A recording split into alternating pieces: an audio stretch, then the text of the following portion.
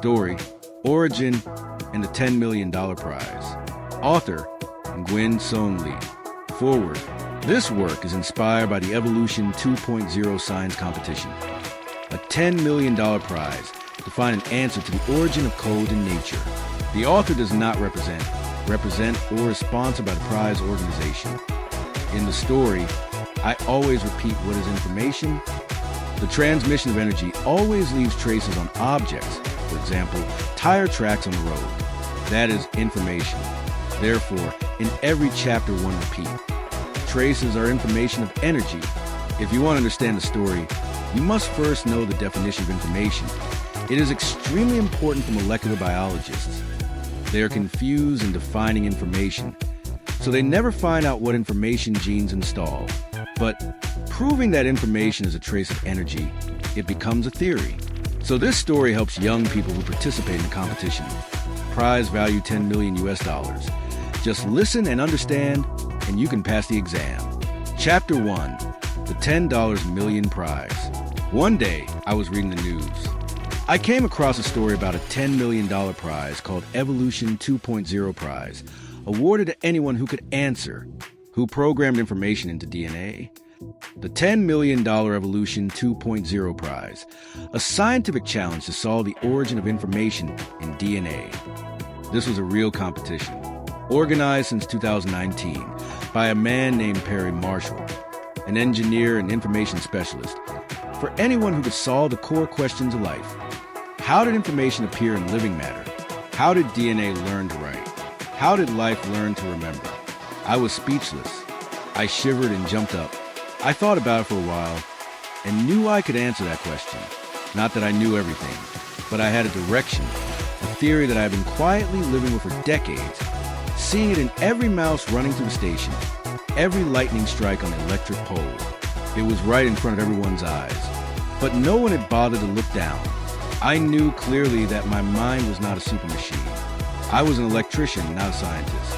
Every time I looked at the messy notes, more than 700 pages of words that I had written down over the years, just inferences, philosophies, laws, examples from science to nature, I felt like my head was overloaded, afraid that it would explode if it touched the circuit. $10 million, a huge amount of money. That means that question is very difficult. It is even more difficult than the Nobel Prize of only $1 million.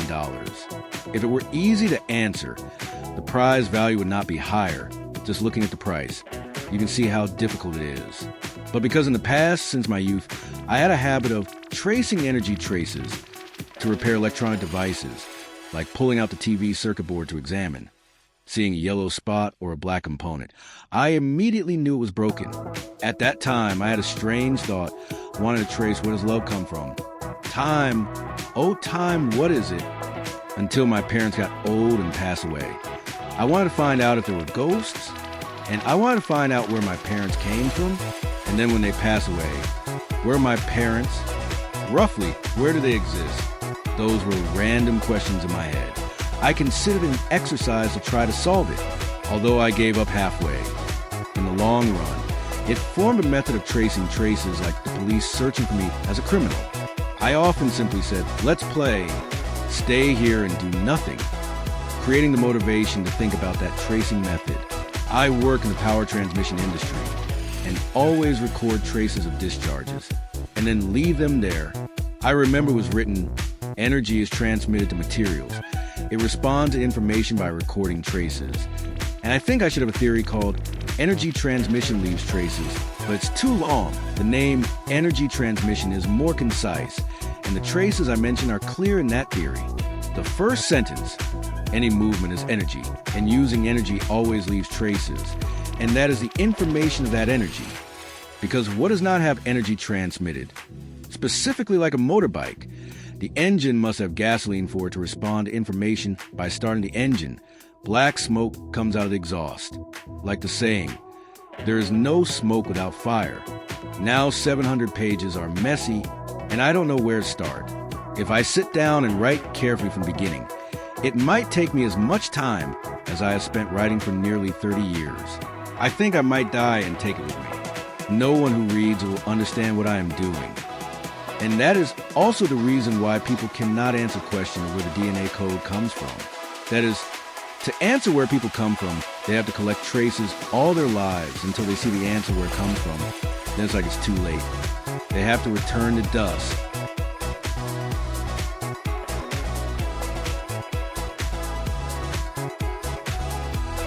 $10 million, a huge amount of money. That means that question is very difficult. It is even more difficult than the Nobel Prize of only $1 million. If it were easy to answer, the prize value would not be higher. Just looking at the price, you can see how difficult it is. But because in the past, since my youth, I had a habit of tracing energy traces to repair electronic devices, like pulling out the TV circuit board to examine, seeing a yellow spot or a black component, I immediately knew it was broken. At that time, I had a strange thought, wanted to trace where does love come from. Time, oh time, what is it? Until my parents got old and passed away. I wanted to find out if there were ghosts, and I wanted to find out where my parents came from, and then when they pass away, where my parents, roughly, where do they exist? Those were random questions in my head. I considered it an exercise to try to solve it, although I gave up halfway. In the long run, it formed a method of tracing traces like the police searching for me as a criminal. I often simply said, let's play, stay here and do nothing, creating the motivation to think about that tracing method. I work in the power transmission industry and always record traces of discharges and then leave them there. I remember it was written, energy is transmitted to materials. It responds to information by recording traces. And I think I should have a theory called energy transmission leaves traces, but it's too long. The name energy transmission is more concise, and the traces I mentioned are clear in that theory. The first sentence, any movement is energy, and using energy always leaves traces, and that is the information of that energy. Because what does not have energy transmitted? Specifically like a motorbike, the engine must have gasoline for it to respond to information by starting the engine. Black smoke comes out of the exhaust. Like the saying, there is no smoke without fire. Now 700 pages are messy, and I don't know where to start. If I sit down and write carefully from the beginning, it might take me as much time as I have spent writing for nearly 30 years.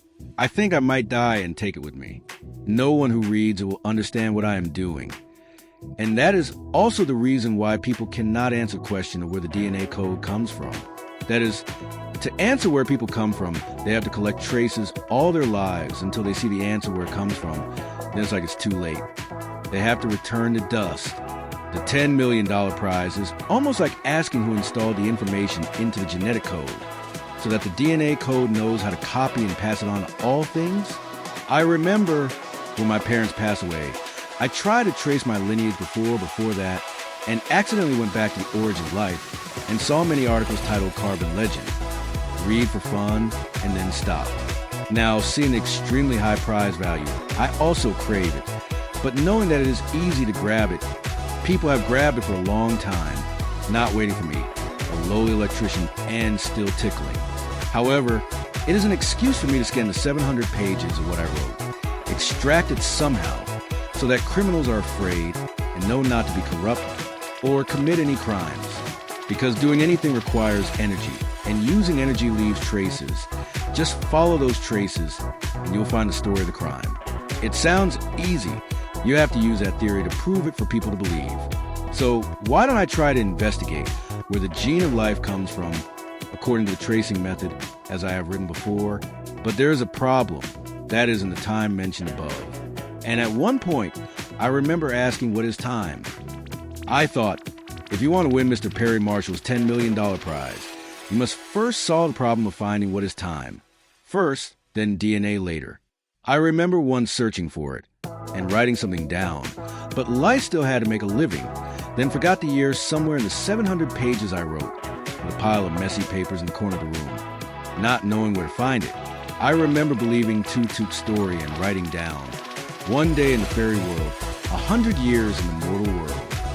Or, time does not flow evenly between the two worlds. Or more deeply, in a style close to my energy transmission theory, time is frequency. Each world lives at a different rhythm. As I write this, I feel myself getting more confused. I know everyone reading it is the same, because everything we do today is using concepts to popularize and inform each other. If we want to understand a concept, we must have an image in our minds. Therefore, to find the answer to the Evolution 2.0 prize worth $10 million, a scientific challenge to solve the origin of information in DNA. It is a game of imagination, and people can only imagine for 10 minutes and then get tired. It is very difficult to use memory to see the images that I have built in my mind before. Therefore, in the first few days, I had a headache, very discouraging. But I also could not bear to let the energy transmission theory flow away like water to the old canal at the transformer station. So I had to use a method that life had taught me, a survival trick for the tired memory of the elderly, emotional memory. We feel a certain moment in time that leaves an impression on our mind, and memory is a collection of information streams. Not for $10 million.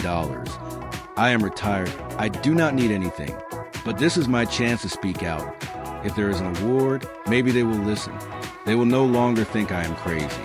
And who knows, what I call energy transmission is no longer the dream of an old electrician waiting to go to the grave. I have never believed in Buddhism in a superstitious way. I do not burn incense to pray, do not ask for fortune telling, and do not believe in past and future lives. But I like the philosophical teachings of Buddhism, like, do not seek the truth in faraway places, from the simplest things. Okay, I clench my fist like General von Guinjayab, joyful because retirement age has nothing to do, extremely sad. In addition, it is true to the thinking that I have pursued and carefully thought about for so long. If I were to be taken to grave, the next generation would not know how I would exist. So I made a determination in retirement age that would be more powerful than when I was still working for the electricity industry.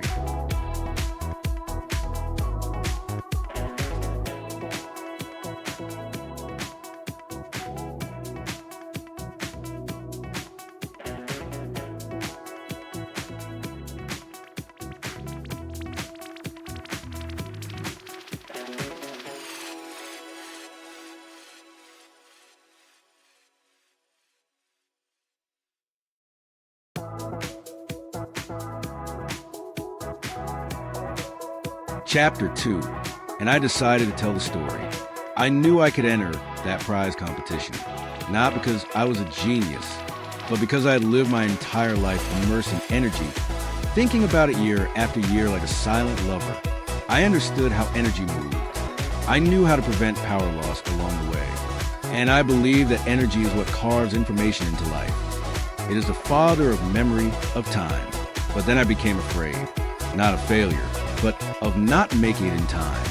Afraid I wouldn't have enough time to tell everything. Afraid my memory would drop pieces of thought that once sparkled like electric flashes in the night shift. Afraid I might go too soon, before the theory was born. This old head. Some days sharp, some days forgetful. Who's to say I'll still remember today by tomorrow? And life is uncertain. If I fall tomorrow, who will speak for me? If I forget one key insight, who will recover the trace of theory that has lived every day through the electricity running through my hands? So I began to write, not as a formal scientific paper, not to prove anything to anyone, but simply to record it all, like a diary, a message from an electrician who just walked away from the transformer station, but not from the dream of understanding this universe. I write, even when my head feels stretched tight, as if a blood vessel is about to burst. I write, as if it were my final mission in life. I write, because I cannot accept dying with this still buried in the ground with me. The truth is, I had made up my mind to finally make sense of whatever had been clinging inside my head, since those days living at the power station, as if it were a lifetime, where nothing was luxurious, everything aimed for simplicity, for optimization, replace wires quickly, handle incidents cleanly, manage electricity down to every kilowatt. Every action was an energy calculation. All the work on transmission lines from north to south. Everyone had the same goal. I noticed it always came down to 4 criteria: speed, efficiency, economy, and accumulation of information. A power station was no different. The way they arranged equipment. Tidy, economical, symmetrical. One time, I saw a problem that reminded me of how the human body is symmetric, left and right mirrored by the spine. It made me wonder, could it be a kind of mathematical pattern leading to similar results, where those four criteria are always present like a disk stuck to the work and life around us? Some kind of information equation, remembered through arrangements that are nearly identical. I even wanted to decode why the human body has only one heart. Maybe in the beginning, life had many hearts, but because that wasn't efficient, over time they merged, like how people merge provinces in administrative reforms for better function. Looking again at the 500 kilovolt transmission line, I noticed the thinking behind it. To ensure continuity in power transmission, at least one parallel line must exist beside the primary line. More is better, but costly. So usually, a single tower carries two balanced parallel circuits, stronger and more stable. And from there, the power descends into the station, feeding into two symmetrical transformers, and then the branches split evenly on both sides. It reminded me of the human body. Perhaps it's solving the same energy transmission problem for itself. And then one day I realized all life, from plants, animals, and humans to the entire universe, seems to follow the same principles. I began forming my own theory. I called it energy transmission theory. It revolves around four pillars: speed, efficiency, economy, accumulation. The first three are easy to understand. Speed, how to make energy flow quickly, minimizing loss. Efficiency, how to deliver energy to the right place at the right time. Economy, how to avoid waste, to not overuse. But accumulation, that's the bigger puzzle. It's not just about storing electricity. It's memory, learning, evolution, like how the human brain accumulates experience, like how genes record surviving each winter, like how a child learns to walk, falling again and again before standing firm. So I began to believe, life doesn't just consume energy. Life is a smart machine that self-adjusts, always optimizing those four pillars. Looking back on my career in electricity, I realized every act of power regulation was like solving a problem of life. I saw magnetic fields, electric currents, electromagnetic forces, all existing inside the human body, just like in a transformer station. Then I asked myself, if I can see this, why doesn't science? Maybe they're too busy looking through microscopes, too busy calculating gene densities or cosmic temperatures. But me, I just looked at a light switch, a transformer, a mother pig leading her piglets, and I could see clearly the universe is telling its story through the flow of energy. This book is not a dissertation, nor a textbook. It is a story of an electrician, recounting a journey to understand the greatest question of all: where does information come from? I will tell it through my memory, not emotional memory, but factual memory. I will not try to be poetic, nor try to sound elegant. I will just tell it in the language of a worker. Simple, sometimes repetitive, but sincere. I am an electrician. Over 30 years working in energy transmission, I am familiar with wires, stations, meters, and every trace electricity leaves behind. Once, a power line fell onto the road, leaving a black scorch mark. I looked at it and thought, this is a trace of energy. Since then, I began imagining that maybe all information in life, from letters, punctuation marks, to DNA genes, are all traces left by energy. I am not a scientist, nor someone with high degrees, but I believe that if we follow the trail of energy, we might uncover truth, even the origin of life. Like how an electric meter doesn't just record kilowatts, it captures habits, routines, the lifestyle of a household.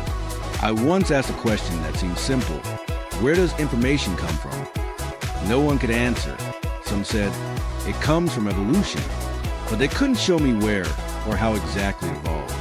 Others said, life knows how to store information, but they couldn't point out exactly where it's stored or in what way. So I began to observe using my profession as an electrician. I saw how electric wires, when discharging, leave burn marks, just a black stain. But I understood it was a trace of energy that had passed through, and I began to think, information is what remains after energy has passed.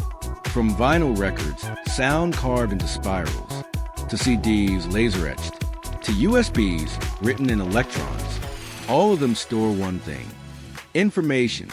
And I thought of the element carbon, an atom with 4 outer electrons, like 4 arms to receive energy. Maybe carbon was the universe's first record disc, a primitive, yet miraculous form of memory. I imagine if energy touches carbon, leaves a trace, and carbon retains it, then that is the beginning of life. No intent needed. Just energy plus matter plus time equals information. That's how my theory, energy transmission theory, was born. But once we identify that information is a trace of energy, we must ask, what kind of energy? We know the matter is carbon, but what is time?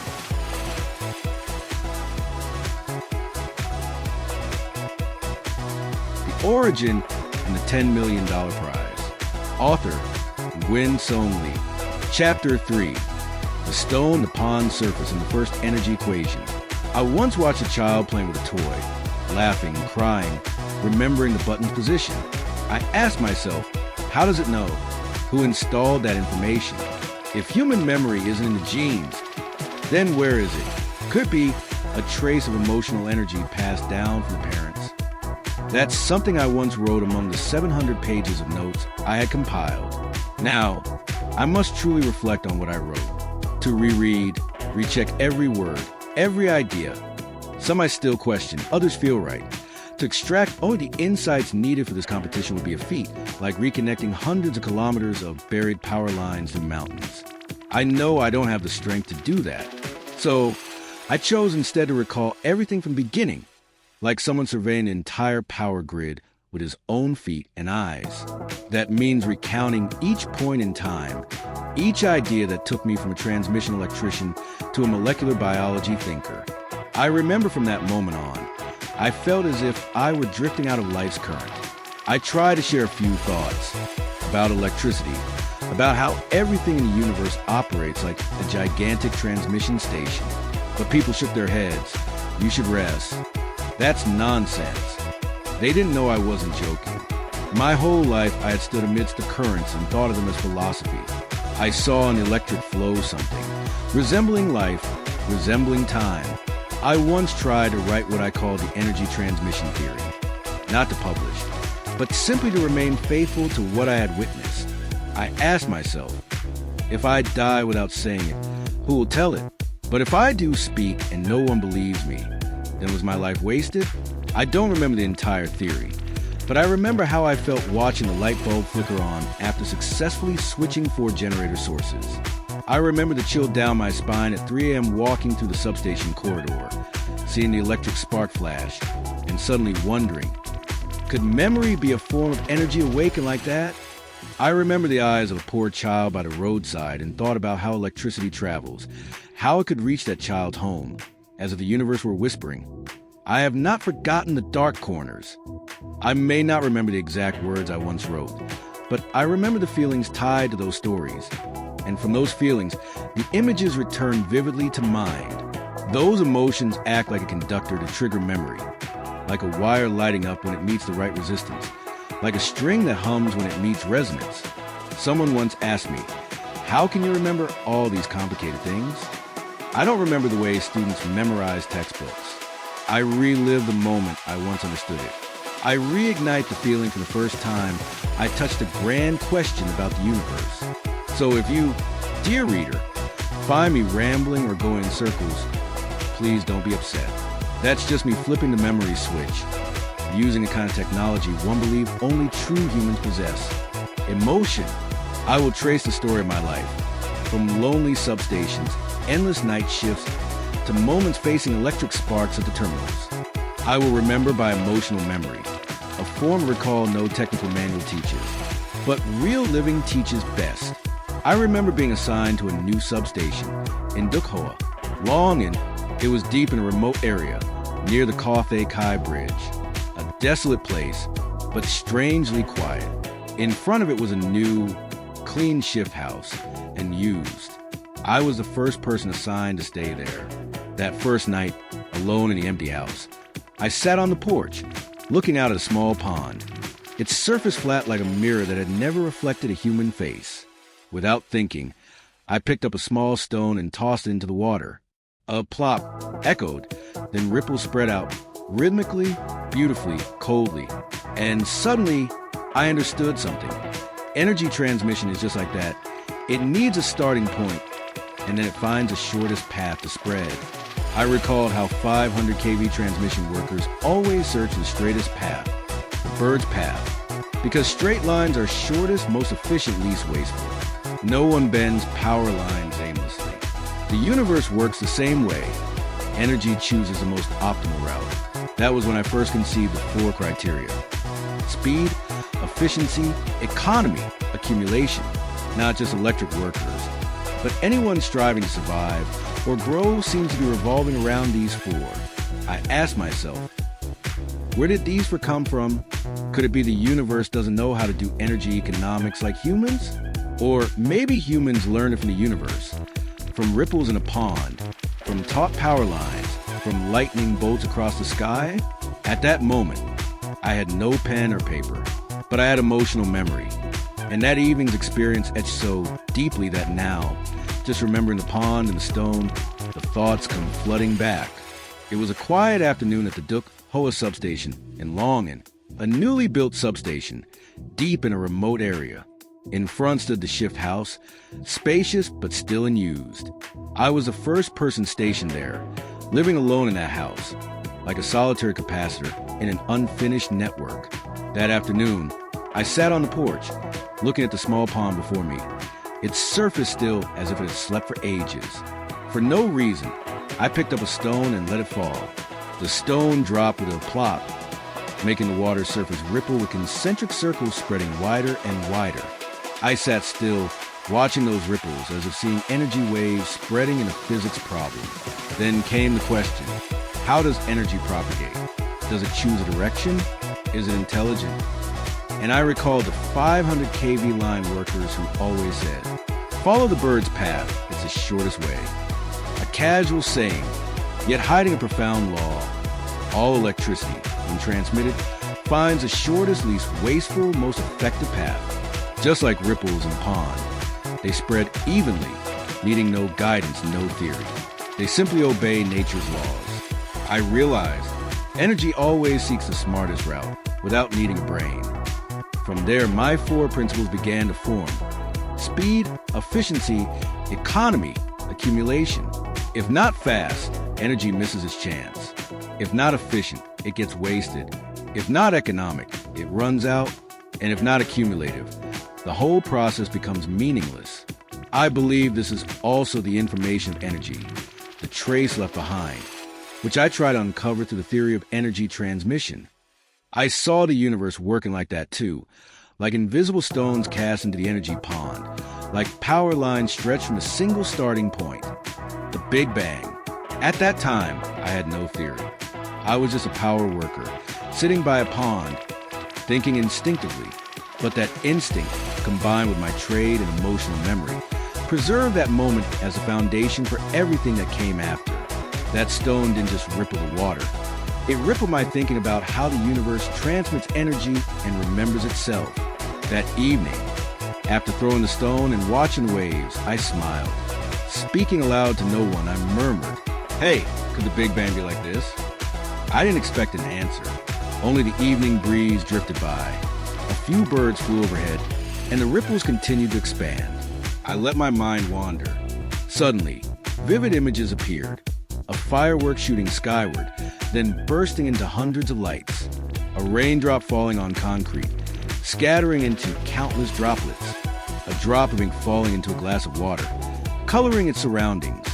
Then I understood all these images, the stone, the firework, the raindrop, the ink, were speaking of the same thing. Energy disperses. I imagined, what if the Big Bang was the first stone thrown by heaven into the cosmic pond? Energy surged, stacked like the sum 1 plus 2 plus 3 plus 4 plus 5, to infinity, like waves endlessly adding into the void. There's no definite answer, but space emerges. As for time, does it come before or after space? I don't know, but it feels like something born alongside the first ripple. I thought of hydropower, my lifelong field. A reservoir is like a giant drop of water releasing energy. Power lines extending outward resemble firework trails, like energy streaking from the Big Bang. And I felt peaceful. Why? Because I could imagine the universe through my everyday work. I didn't need to be an astronomer. Didn't need a telescope or a rocket. Just a stone, a pond, some thought, and a life in electricity. I whispered, if I ever need to calculate the universe, I'll borrow the formulas from electrical engineers. I know how power flows, how it divides, how it is lost, how capacitors store, how magnetic fields orient. All of it mirrors the universe. One lies in the hands of a technician, the other across the night sky. From there, I began building my own system in mind, a personal theory which I named the energy transmission theory, a worldview from the eyes of a substation worker. Those images, the stone, the firework, the rain, the distant galaxy, all said the same thing. Energy disperses, and that, too, is information. I imagined if the Big Bang was the first stone, then the ripples are layers of energy building up, 1 plus 2 plus 3 plus 4 plus 5 plus to infinity, an endless sum with no clear answer, yet creating space. Time? Perhaps born with the first wave. I reflected on electricity. Each added power source is a sum, connecting transformers, circuits, new loads. It's all addition. Energy loss must be added back. I live in math daily, though I never studied advanced formulas. Perhaps early mathematicians didn't invent addition. They discovered it like a stream beneath stone. Addition always existed, like energy transmission, like life's growth, like rain filling lowlands. The universe teaches math, not with chalk, but with flow, sparks, and life. I suddenly cherished math, once feared in childhood, because math wasn't meant to confuse. It was meant to transmit energy, orderly, logically, sustainably.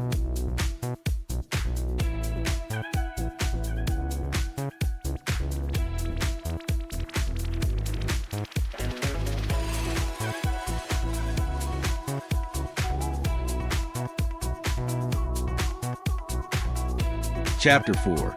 Prob 1 plus 1 is equal to 2, the root of time. At that time, I had written many literary works. I gently asked to connect with the Ho Chi Minh City Writers Association. Unexpectedly, my application was approved. I was invited to go on a field trip to write with fellow writers, an unforgettable experience. That trip was to try an hydropower plant, Mata Forest, a place that is closely connected to my electrical profession, now appear in the eyes of the writer with a beautiful, emotional, and romantic appearance. I was not only a worker who used to supervise the construction here, but now I was also a person who felt the energy there with a poet's heart. I was assigned to share a room with writer Hong Din Kwong, a sincere and profound person. We talked all night about the energy in literature, about beauty, and about the magnetic mother, as I often say. During that trip, I composed an essay, not long, but containing all my thoughts about electricity, energy, nature, and human memories. This article was later selected in the founding collection of the writers' group, A Priceless Memory. The right men. They do not expect flowers, do not expect praise. They only expect safe electricity, strong over the years. Those who live their dreams, not with flowery speeches, but with cables, additional circuits, and a heart that is not afraid of burning. When the group visited the Tryon hydroelectric plant, a power station below was in everyone's sight. Everyone saw the rows of columns, all straight. The writer, HDQ, smiled at me. You work for the electricity industry. Do you receive rows of columns straight between heaven and earth? Do you associate those people who live straight between heaven and earth like that? In literature and poetry, they are called righteous and noble people. Yes, agree with that. I agree with the writer, because he mentioned a set of Chin Nan that I want to find. Tryon hydroelectric plant has a very spacious power-off yard. In the power-off yard, each row of straight columns looks beautiful. Writer HDQ said, the rows of straight columns in the sky. Writers easily associate with people living horizontally between heaven and earth. Poetry often calls them Chin and Quan Tu. But the two words Quan Tu are easily confused with architectural fashion. So looking at those straight columns, we'll also see Chin Nan. I was lost in thought, wanted to choose straight columns. In the past, workers had to measure and take the main foundation when they built the columns. Their minds were also correct at that moment. Poet HDQ knew I had seen the incident. He said softly, "The workers are ordinary people. They have some good skills. They take the exact center of the foundation. The person who erects the column then follows the exact point to install the column, and the center of gravity of the column is right on that center of the foundation. Ordinary workers follow a few ordinary criteria. They will make a straight column. Those workers, the workers in the electricity industry, the people who climb the electric wires, and the people who use electricity. They are also righteous people." Asterisk. It was almost 3 o'clock in the morning. The dog that growled at me was now wagging its tail. Writer HDQ patted my shoulder, making me jump out of my skin because I had not written the article yet. I deliberately looked at the stars, recalling the days I spent with that great writer. I learned a lot. In Mada, there were not many streetlights, and it was isolated from the residential area. The night sky was very clear to look at the stars. I looked up at the sky. Actually, when I write, I also sometimes look at the stars. But what I saw there, I was not very clear. Writer HDQ slowly walked out into the yard. He asked me if I saw the star on the right. It was shining brightly. Did you see it? I confirmed that I did, and he said, "That star is called HNV 27, 50 light years away from our Earth. If we have a telescope to look closely, it turns out that it is a constellation of 27 stars. They are very far apart, millions of kilometers, so the gravitational force is not enough to combine them into one. But moving further away, we see them as closer, and standing here we see it as a bright star. Now, seeing its light is seeing its image 50 years ago. Isn't 50 years ago the past?" Listening to him, I vaguely sensed something from the topic. 50 years of Mao then... I asked more clearly because I was a bit stupid. Today, looking at the star, he chose the star 50 light years away from the Earth. It feels like it's pointing to something, doesn't it? What else? 27 stars gathered into one bright star. We stand at this Mada position and see a star. If we use a ruler to draw those 2 points into a straight line, projecting this Mada position onto it, and looking along the newly drawn straight line, is it true that the set of 27 stars HNV 27 and Mada now meet at one point? Writer HDQ explained the concept of the stars that are being seen and the Mada position where I am standing to watch the stars. I understood the writer's meaning. The Ho Chi Minh City Writers Association is a collection of talented creative stars. The bright individual stars are different in size. They are independent and no one can mix with each other. A group of stars converging at one point will certainly create a much brighter star. The City Writers Association is a collection of 27 stars gathered at Mada to rewrite the memories of 50 years ago. Is it true that the Malden event is now the landmark? Then, when composing, everyone must choose that time. There's a standard landmark. From there, erect a pillar. The center of gravity is right at the heart of the landmark. Then the pillar will be upright. It is difficult to fall. So are also righteous people. You can say that. You are also a smart person. I heard the writer HDQ praise intelligence. I really like it. Life, who praises it and doesn't like it? Now we stand here. Are we taking out a little bit of the present to welcome the past? Yes, that's right. Are the past and present meeting at a certain point? Yes, that's right. It's not like we walk on a road. We walk in the middle, knowing for sure that the 2 rows of trees on the side of the road parallel to each other will never meet. If we call the row of trees on the left the past and the row of trees on the right the present. But with time, at some point we turn back and see the 2 rows of trees meeting as one. We are walking in the middle, and certainly the 2 rows of trees cannot meet. Yet, now they meet there. We come to Mada. We sit down and write down the memories of 50 years ago. The years of the past. Now we know it is very important for the present. The past is the landmark of the present. We build anything with a focus on that landmark. Then everything can stand firm. The past and the present are sometimes just one. My article, Those Righteous People. That day was praised by writer Hong Din Kwong, a senior in the literary world. published together with veteran writers. But what impressed me most was not the publication of the article, but the opportunity to meet and talk with people that I had secretly admired in my youth. The two people who deeply moved me were poet, journalist Tien Han, author of two songs that I used to listen throughout my youth, Know Now I and MV Kill Troy Moi. At that time, I never expected that one day I would meet the author in real life with those melodies and lyrics. The other person was writer, director Levan Dewey. He made many films about the electricity industry, such as Koang Vut, veteran actors such as Tran Quang, Lu Kung Bak, Thuy Lien Bitch Lien. He was the one who always gave me special affection throughout the trip. I still remember very clearly one afternoon sitting and watching two electric poles, standing tall in the middle of the field. From afar, the two poles seemed close together, but up close, the distance was immense. That feeling reminded me of the night sky, where the stars seemed to stand still and alone. But if you looked through a telescope, you would see there was a cluster of galaxies gathered together, moving and swirling constantly. I suddenly wondered, why does human perspective change at distance? Existence is what it is. Or is it time that changes that perspective? I brought that question to writer Hong Din Kwong. He nodded and said, try writing a new article about time. Consider time as a fourth dimension. Write like the previous article, very good.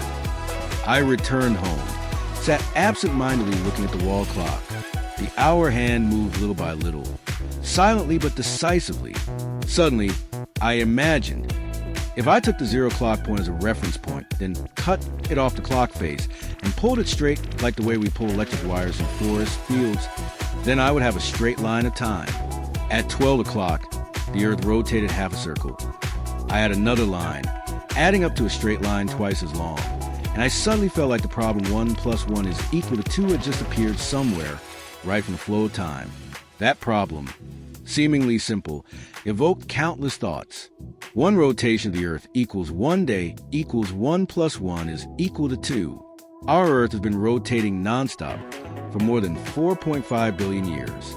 So if each rotation is a straight line of time, how long would that line be? So long that it cannot be measured, so long that it can only be felt through imagination and admiration. It is like pulling a high-voltage wire across the country. It looks straight, but in reality, it has to go through many mountain passes, deep ravines, cross fields, wade through streams. Sometimes it is necessary to calculate the wind angle, sag, and thermal expansion. Time is the same. It is not an absolutely straight line, but a series of differences, efforts to transmit energy from one point to another. I suddenly stopped and thought, is the problem of transmitting energy actually a problem of adding up each period of time? Why is everything that humans do, whether planting trees, raising children, earning money, studying, composing, loving, or even taking a deep breath, all adding up a period of time? Why is every act of life, from low to high, associated with a problem of addition, adding up each step, each beat, each breath, adding up strength plus adding up knowledge plus adding up experience plus adding up memories? Every day that passes, we add a unit of time to the math of life. Or look at the clock. Cut it out and stretch it into a straight line, then connect it into a long distance we have traveled, like a ruler with 12 regular divisions. My clock, it wants to wear out because of my constant looking at it hanging on my wall. A cheap clock that still runs regularly as if it doesn't care about anyone's praise or criticism. It runs 1 lap. I call it half a day. 2 laps are 1 day and night. Suddenly I imagine it as a shift of energy, like 2 continuous transmissions. And the problem of 1 + 1 is equal to 2 suddenly becomes a time addition, simple but profound. Then I thought of the battery, the tiny power source and clock. It releases each stream of energy, silently. Yet it is enough to turn time. I suddenly said, is it true that every day of rotation is an amount of energy released? Is 1 + 1 is equal to 2 the shortest, most concise sentence to encode the law of conservation of energy and matter? That the total energy input equals the total energy output, no loss, no surplus?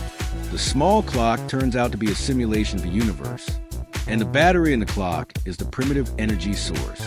The rotation of the hour hand is the energy transmission wheel, and the problem 1 + 1 = 2 is the first mathematical trace of time. Chapter 5. Traces of Time.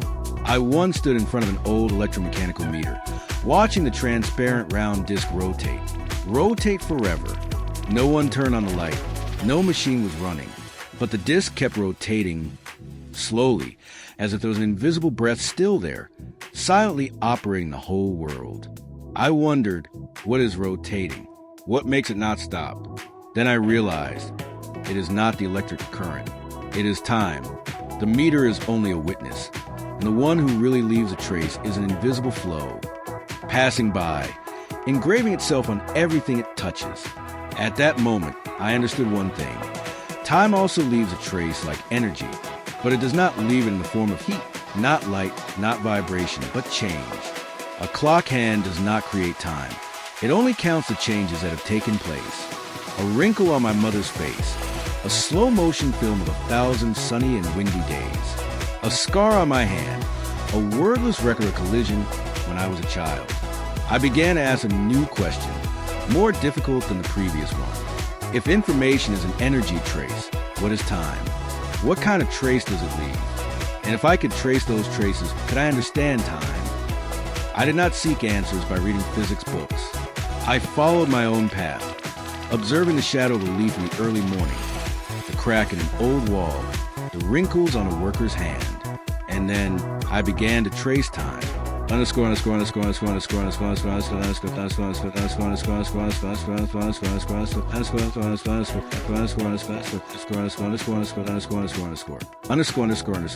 One, in nature, a dew drop on a branch in the morning does not last forever.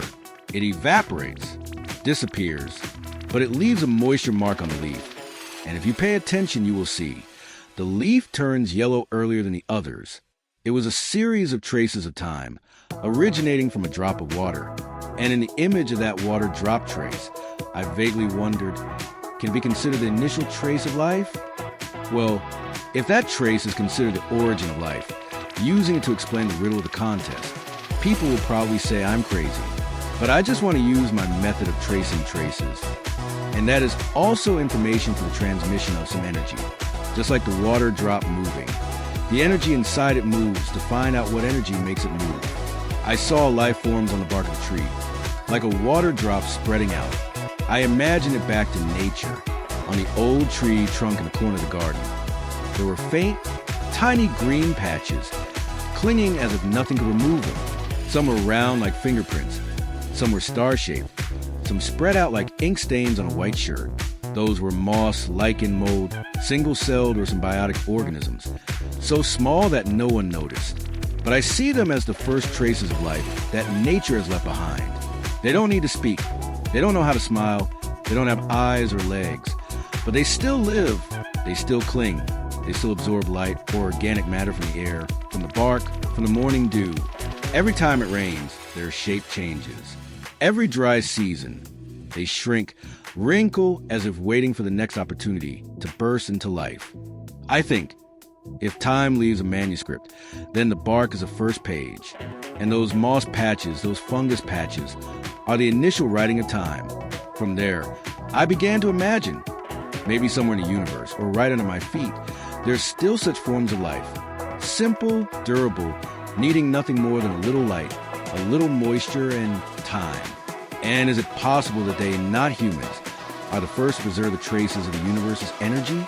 An old tree stump, twisted and rotten on one side, is a silent diary of seasons of lopsided rain, of years of prolonged drought. The cracks in it would speak not only of age, but also a process that is of the passage of time. Even a rock is scratched by time. Wind blows over it, water wears it down. That scratch, to me, is where time writes its name. 2, in humans, when we are born, our bodies are as smooth as a blank sheet of paper. But each wound, each callus, each strand of gray hair is a map of where time has passed. I once looked into the eyes of an old person, in which time is not counted by clocks, but by lost glances, by seasons gone by Tet holidays no longer gathered. Each wrinkle, each sigh, is the writing of time on a living body. There are things that are no longer in genes, not in medical records, not stored anywhere, but still remain in the eyes, in the way people are silent, that is time, emotional, underscore, underscore, underscore, underscore, underscore, underscore, underscore, underscore,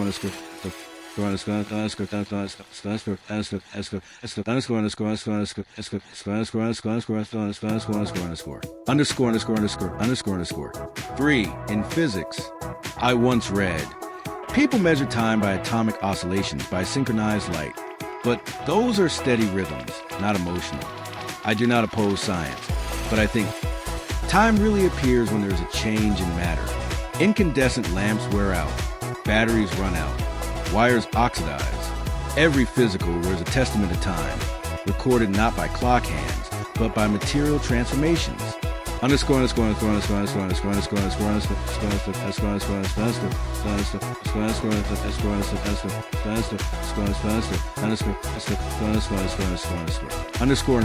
underscore, underscore. 4. In memory, people often remember time not by days and months, but by emotions. That year my father passed away, the weather suddenly got colder. The first time I fell in love was when I found myself missing. Memory is where time is compressed by emotional energy. The more painful, the deeper, the longer the memory. I believe if energy creates traces, then emotions are the purest energy that humans can use to record time. That is why we remember a first kiss for life, but forget the Wi-Fi password after only a few minutes. Underscore, underscore, underscore, underscore, underscore, underscore, underscore, underscore, underscore,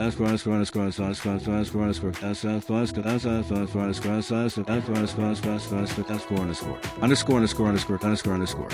So, time. For me, it is not a linear dimension, nor is it exactly a loop. It is a negative film, keeping traces of all the energy that has ever touched this world.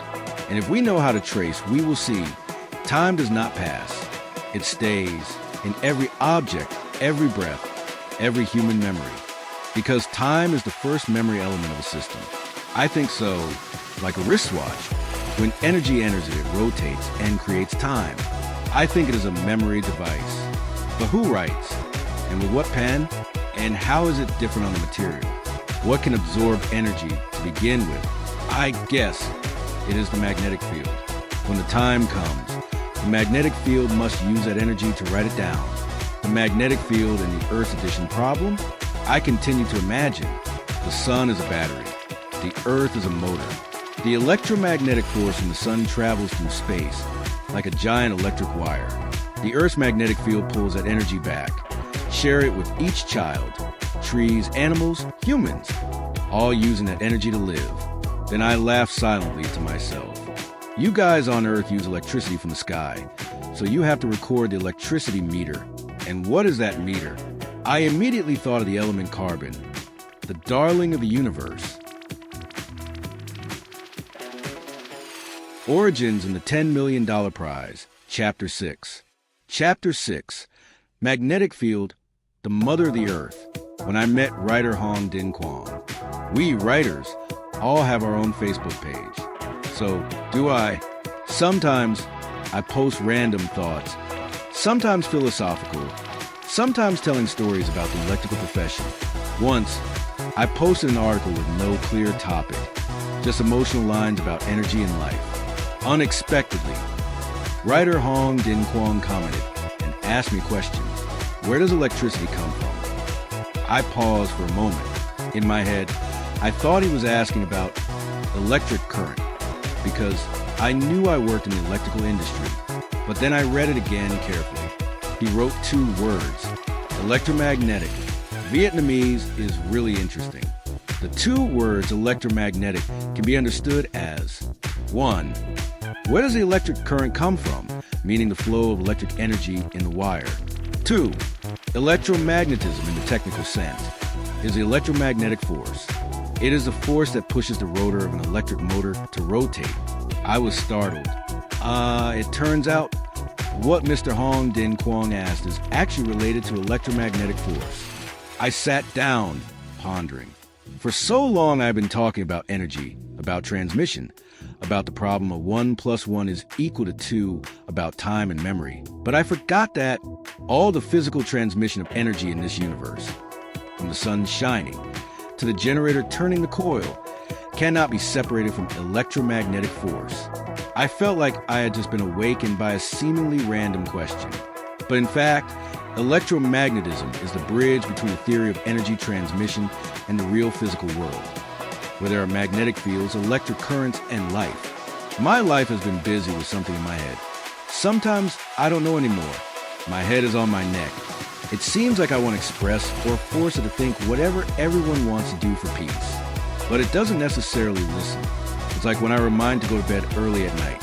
I remind like that, but sometimes it doesn't listen and stays up all morning thinking about things that have nothing to do with today's life. So I know that and just indulge it, no matter what it thinks. I just write it down and read it. Sometimes I don't understand anything. It's strange. I don't really know what my head is thinking. But anyway, it's on my neck, so I respect it. Why bother reminding it to do this and that? It's a waste of effort. I write down whatever it thinks, and it's often incoherent and very obscure. Just like everyone who is reading my story here. They don't understand. But luckily, that is the capital that later when I read the news about the award for whoever can solve the source of information installed in DNA, it seems like I prepared for it all my life. I only know now. But at that time, I wanted to leave the world a popular method that is close and full of life. I am not strange at all, but everyone is strange. That is to follow the traces, to find the energy that has been transmitted to the object it passes through. People are afraid that I am not educated. People think that I have to be a PhD engineer to dare to open my mouth to talk about the universe or science, so they give a playing field to the scientists. I think it is normal. I say that outside of traces of the universe everywhere. Anyone can grasp some traces of the traces, like the police and traces of the criminal. It tracks down the culprit. We are not police. We will track down some physical phenomena of nature and the universe. Traces are recorded in the universe. The meaning of life. How many people know what that is? It's just how we rely on the traces. We say we understand it. So I have to prove that traces are information. Information for a certain form of energy transmission. Because we can't see the face of energy, but we can trace it back to the past and follow it. Because every physical phenomenon is a story of transforming this energy into another form. Grade 8 just started learning chemistry. The first sentence, energy is not created or lost, but always changes from one form to another. Does anyone remember that? I believe that physics must come before chemical reactions, like when we hold a test tube and pour substance A into it, then shake substance B. Shaking is a physical image. What else? Then we see the chemical reaction explode afterwards. So, when we go to school, physics is learned in grade 7. Chemistry in grade 8 is also a direction I pay attention to using as a methodology for the rest of my life. Therefore, I believe that everyone can be a scientist. Everyone can trace the traces of energy and find something that they can apply. If by any chance something happens that they can't realize, I think that in grade 7, if you observe some traces well, you can also become a scientist. That is my belief, and I follow my mother from the beginning of the story until now. I have proven their information to us on why they are something that can be recorded by an element of time. But the concept of time is only used to get started, unexpected, and all of life. But at that time, although I knew what I was thinking, I kept thinking, thanks to that, I lived somewhere. It turns out that we have a characteristic of present time. To answer your human nature, I want to tell everyone that we humans seem to have only two jobs. One is to stress the path we are traveling toward folding. Two is to determine our position, such as 1 o'clock or 5:15 on the clock face. Everything we do is based on the time element. Just like we are like the hands pointing at the hour and determine position at that time, then die. Even my job as a power transmission, in any way, is to mark a certain time mark. So, there was a time when I was fed up with getting rich. Just living peacefully. Being rich is no more than 12 o'clock. Being poor is 1 o'clock. Also pointing the hour. That's it. But I want to leave a trace, which is also evidence to find some energy that forms our life. First of all, I have to take the lead, and I test my theory by searching for something myself. I started to search for time in the direction of memory. I began to believe Information is a trace of energy when transmitted through a system, only to search for time in a way that fully understands what it is. However, at that time, I was still working at Duckholz Station because I had to work and was busy with many things. I forgot a very important thing: electromagnetic waves. I know everything we do today is to add a period of time, that is, a piece of energy memory to the flow of life. Not because we want to add, but because the universe has a certain force that pushes us forward, and it is like a pen that has already written that addition problem in everything that knows how to absorb and live. And the addition problem is the tool to record those memories. It's like a clock running many times. I just need to write a problem 1 + 1 is equal to 2, expressed in the simplest mathematical form. Then I'm like being punished to copy that problem day after day and remember forever. But at some point I get smart. Just multiply it times. That is time t equals a. 1 + 1 is equal to 2. Time is the first memory of energy. So where does time come from that it forces us to add each beat? I think space is actually energy that spreads forever to the edge of the universe. It does not return to its original origin. Energy is like an escaped prisoner, running everywhere it wants to go. It is meaningless, and no one knows what energy wants. Only when there is an absorption of energy. Where energy begins to be absorbed, there will be traces, and time will be recorded immediately. But at that time, I did not notice a force. Instead of the force pushing straight, that place begins to roll repeatedly. The cycle will appear, and the repeating loop creates a condition for time to remember the object absorbing energy.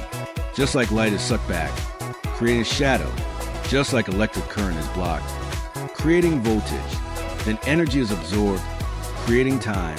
And absorption is an act of remembering. But what absorbs cosmic energy? And we do not have the door to go up into the universe to find out what absorbs energy. But for a long time, I have always said that if we know how to ask difficult questions about certain traces, we will have answers sooner or later. Moreover, I believe that the universe still leaves its traces all over the Earth, which means that they tell us about energy information or something that absorbs energy out there, without having to ask Elon Musk to go on a spaceship to see what it is. On Earth, we will definitely encounter some traces, information that tells us something. The important thing is to know how to decode it. Continued from Chapter 6, Electromagnetic Force, the first child of connection between energy and magnetic field. Returning to my daily work, I supervise the work teams to repair the equipment. After finishing the repair of the equipment connected to a certain line, while waiting for the operations department to turn the power back on, the brothers of the work block sat around chatting about some funny stories. I retold the story written on my Facebook page. Hey, there's an article left-hand rule. The teacher taught it very vulgarly. Hearing the title, several groups of young men who often chatted about love and sexual relations perked up their ears to listen. I said, when I was in high school, my physics teacher was a jerk when determining the electromagnetic force according to the left-hand rule. When holding out the 3 fingers of the left hand, all 3 were perpendicular to each other, which was very difficult to do. The teacher held out his index finger and also moved it up and down. Then he sighed. In the countryside, it was normal for young students to study in the same class with kids who were a few years younger than me. They understood everything and smiled. Later, when I got married, my wife blamed me for saying that my name was like my personality. I also sighed. The glorious days are over, I said in a breath. Then, I remember my physics teacher taught me to hold out the thumb, index finger, and middle finger in my left hand. Also bend the index finger and let it curl down. Feeding too little. Whatever you do, you must follow the law of conservation of energy of substances. Total energy input equals total energy output. Feeding candy and still asking for something. While talking, I held out my 3 fingers. I kept looking at my fingers. My wife thought I was studying more about sex skills. Then I sighed. What are you guys born with? Then I kept looking at my 3 fingers, curling up and down like the physics teacher before, sighing. But the situation in the Gulf has changed now. The 3 fingers have a different meaning for a husband and wife. When it was done, I thought of a physics lesson that determined the electromagnetic force acting on a wire according to the left-hand rule with a different meaning. My mouth kept muttering. The total energy in is equal to the total energy out. Then I straighten my index finger. The dick grows from here where else. I know everyone laughs and thinks I'm vulgar, but that's an extremely important discovery. It's true that the human form naturally reproduces itself. The electromagnetic force of the universe penetrates the Earth's poles. The trace it left behind is the sex life of husband and wife that still exists today, one way or another. Few people know the stories of today we see. I keep thinking about an old story that perhaps no one has thought of. Why does energy only like to go to one end, and not just anywhere? In the electrical industry, we call it pole. Positive pole, negative pole. One side transmits, one side receives. But when I observe nature, I see that there is nothing new about it. The same goes for heaven and earth. The same goes for men and women. One side is proactive, the other side is receptive. I laughed inside. Is male-female relationships also a recorded problem of energy transmission? In that story, it seemed mundane. And then I realized something important. Electromagnetism does not arise spontaneously. It is a result of a three-way connection: energy flow, magnetic field, and electromagnetic force, determined by the left-hand rule. After the conversation with the secondary circuit repair team, I suddenly remembered the story of two types of relays: the instantaneous current relay and the time relay. The first one is simple. The current goes straight through, reacting immediately, as if the energy had just touched the starting point and bounced back. The second one, the time relay, is different. The current does not go straight but has to go through a coil, as if it were being forced around, trapped in its own vortex. I thought, maybe that is what time is like. Energy trapped, bent by some force. Looking at the universe, maybe what makes the energy bend is the magnetic field. From a closed energy loop, time is born, not as a separate dimension, but as a way for energy to be delayed, to be remembered. I began to feel this Earth is like a rotating core of a giant electric motor. It is rotating steadily, without stopping. And that rotational force, I have a hunch, is due to some electromagnetic force acting on it. The Earth does not rotate because someone is pushing it by hand, nor does it rotate like a wheel pulled by a chain or a mechanical shaft. It rotates thanks to an invisible force, what in the electrical industry we call a field, more specifically a magnetic field. If we use a familiar image in the electromechanical industry, we can imagine the Earth as a rotating core rotor of an engine extending into the orbit of the Earth around the Sun. The Earth's magnetic field absorbs energy from the Sun, including light, radiation, and energy from the universe. And it is this interaction that creates the electromagnetic force, which is generated in the right-handed direction, according to the left-hand rule of electromechanical physics from. Outside the Earth, however, the Sun's magnetic field acts as a stator, a stationary part that generates a directional magnetic field. The Sun's field is stronger and more ordered, like a giant cogwheel track in space. It is the interaction between the two magnetic fields. In particular, the Earth's orbit is elliptical and rotates counterclockwise. This is a result of the strong and steady magnetic guidance from the Sun, keeping the Earth from straying into space. The whole system operates smoothly like a cosmic machine, in which the Sun acts as the power source and master gear, and the Earth is the affected child gear, both rotating around its axis and revolving around the Sun in an invisible but miraculous dynamic balance. I began to understand one thing. The magnetic field is like a mother, always silently pulling or absorbing energy from the outside to nourish life on Earth. Every time an energy flow passes through, like an electric current transmitted home, the magnetic field immediately reacts, generating an electromagnetic force to pull that flow back in the right direction. And the Earth, with its electromagnetic force and magnetic field, is doing that addition problem every day. One rotation, then another, one day, then another day, 1 plus 1, plus 1, plus again, 8 times the number of cycles multiplied, and that is the time of the Earth. An information of the electromagnetic force in the Earth, acting to make the Earth rotate. The meaning of time is nothing but the problem 1 plus 1 is equal to 2. That is a law of conservation of energy of substances. Total energy input equals total energy output. I suddenly understood, addition is not a lesson for humans. It is the natural way of recording the cycles of transmitted energy. In short, it can be understood as today. The magnetic field is the mother who keeps the notebook. Energy is the father who goes to work and brings home money.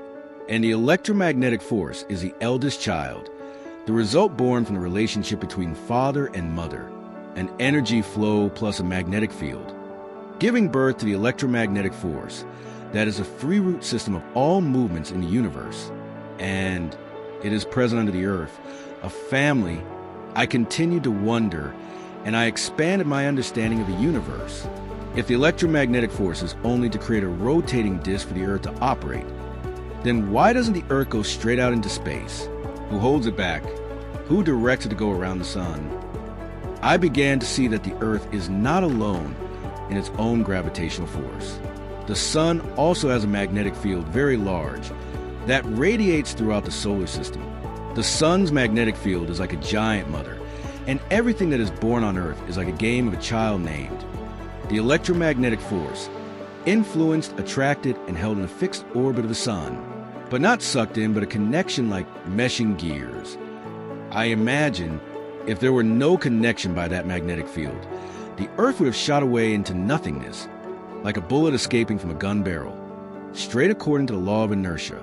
But no, the earth still rotates, still goes around the sun, held by an invisible arm, also an invisible force that people call gravity, and I have the tightening of Mother's magnetic field.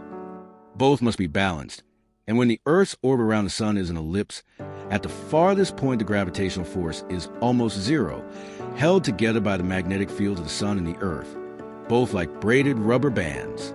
The more I think about it, the more it seems like when an electric motor works.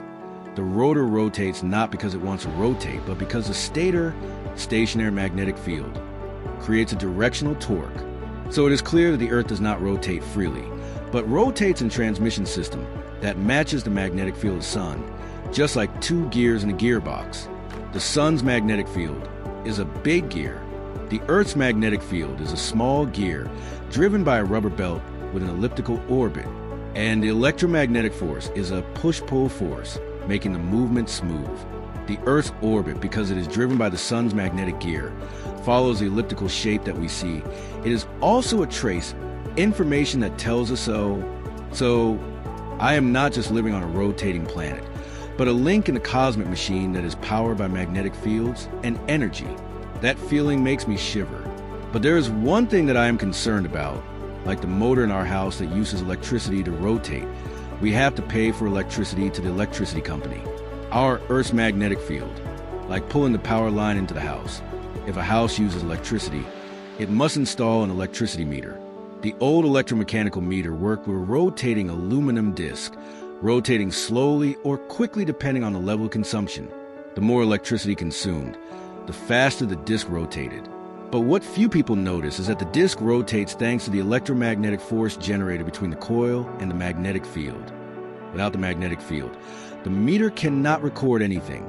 That meter is not located at the power source, but at the user's house, because that is where the recording occurs, where the consumption occurs. And the magnetic field is the mother who requests the electromagnetic force to operate that meter. And so, the Earth rotates, the disc rotates, everything rotates. Not just for fun, but there must be an invisible meter that measures the energy that light has consumed. Right? It is to record the energy that has been absorbed, spent, and transmitted. If the universe demands electricity to rotate that circle, then there must be a fair recording. Using energy means recording the meter number, i.e. the amount of energy that has passed. So I suddenly thought, is time like that rotating disc? Just need to record the number of times the Earth rotates somewhere.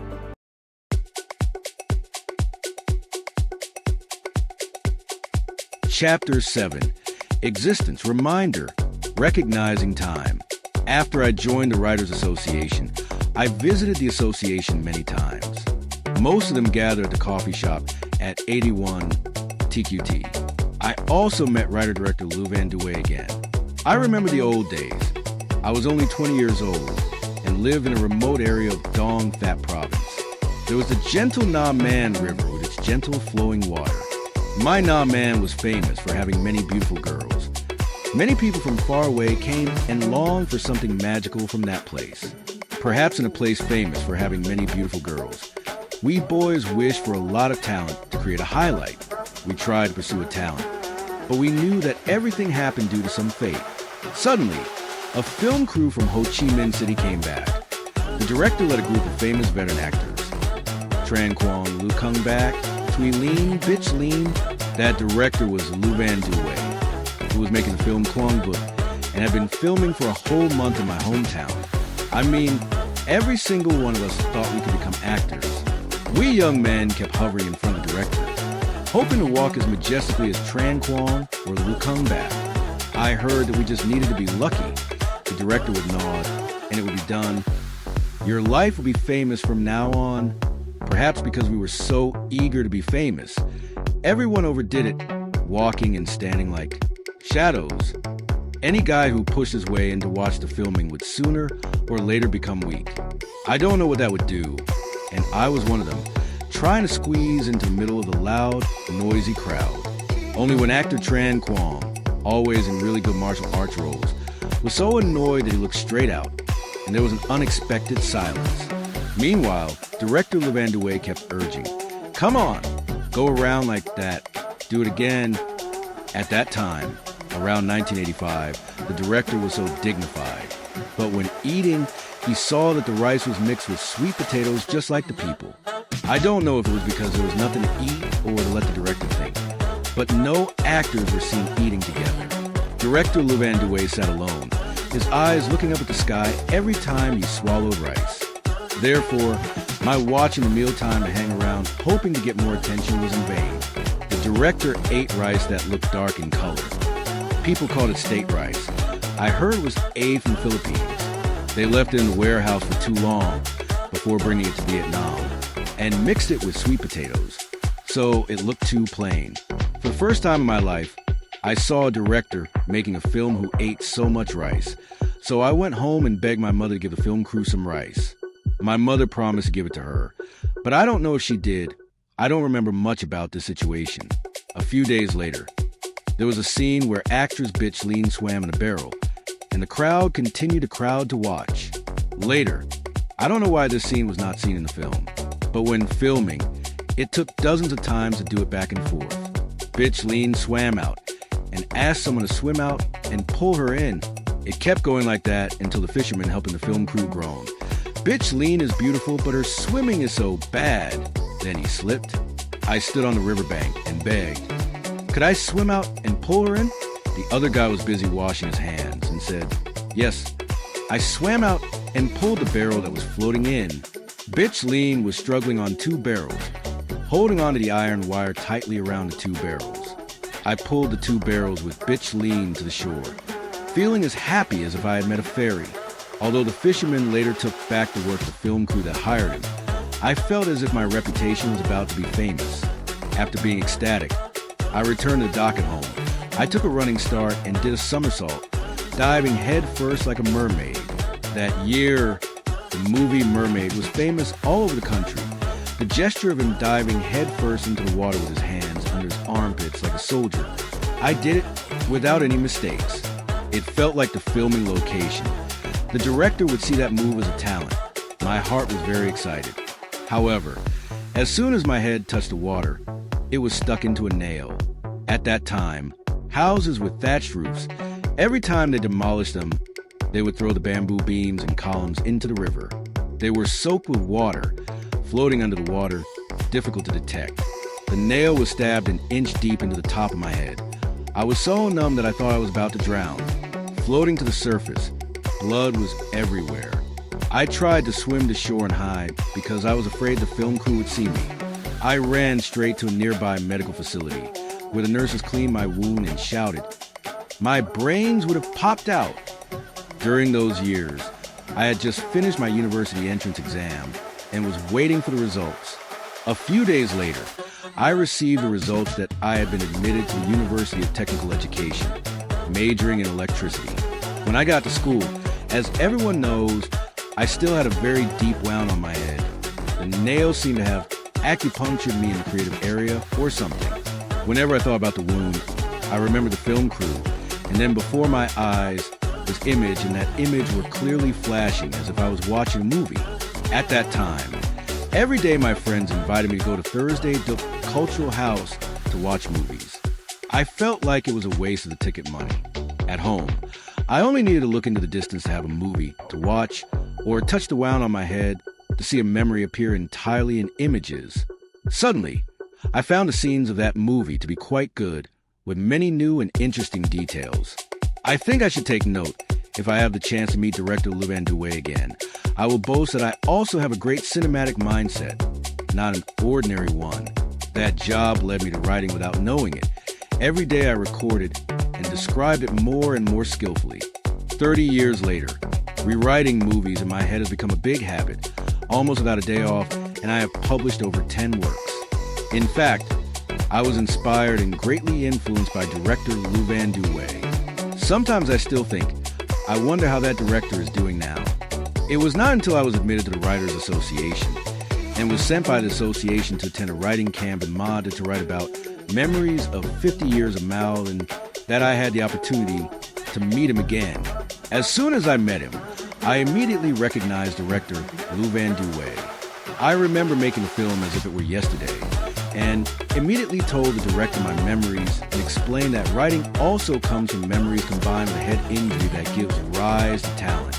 I gave director Louvain Douay 2 works that had just been published, and after reading them he laughed. So many images! Why are they so similar? The program of the writing camp took the writers to visit Tryon Lake, and the 2 of them took a souvenir photo together. This was truly a desire from 30 years ago. Now knowing that the director is a writer, poet, photographer, and has been awarded the title of People's Artist makes me even more ecstatic with pride.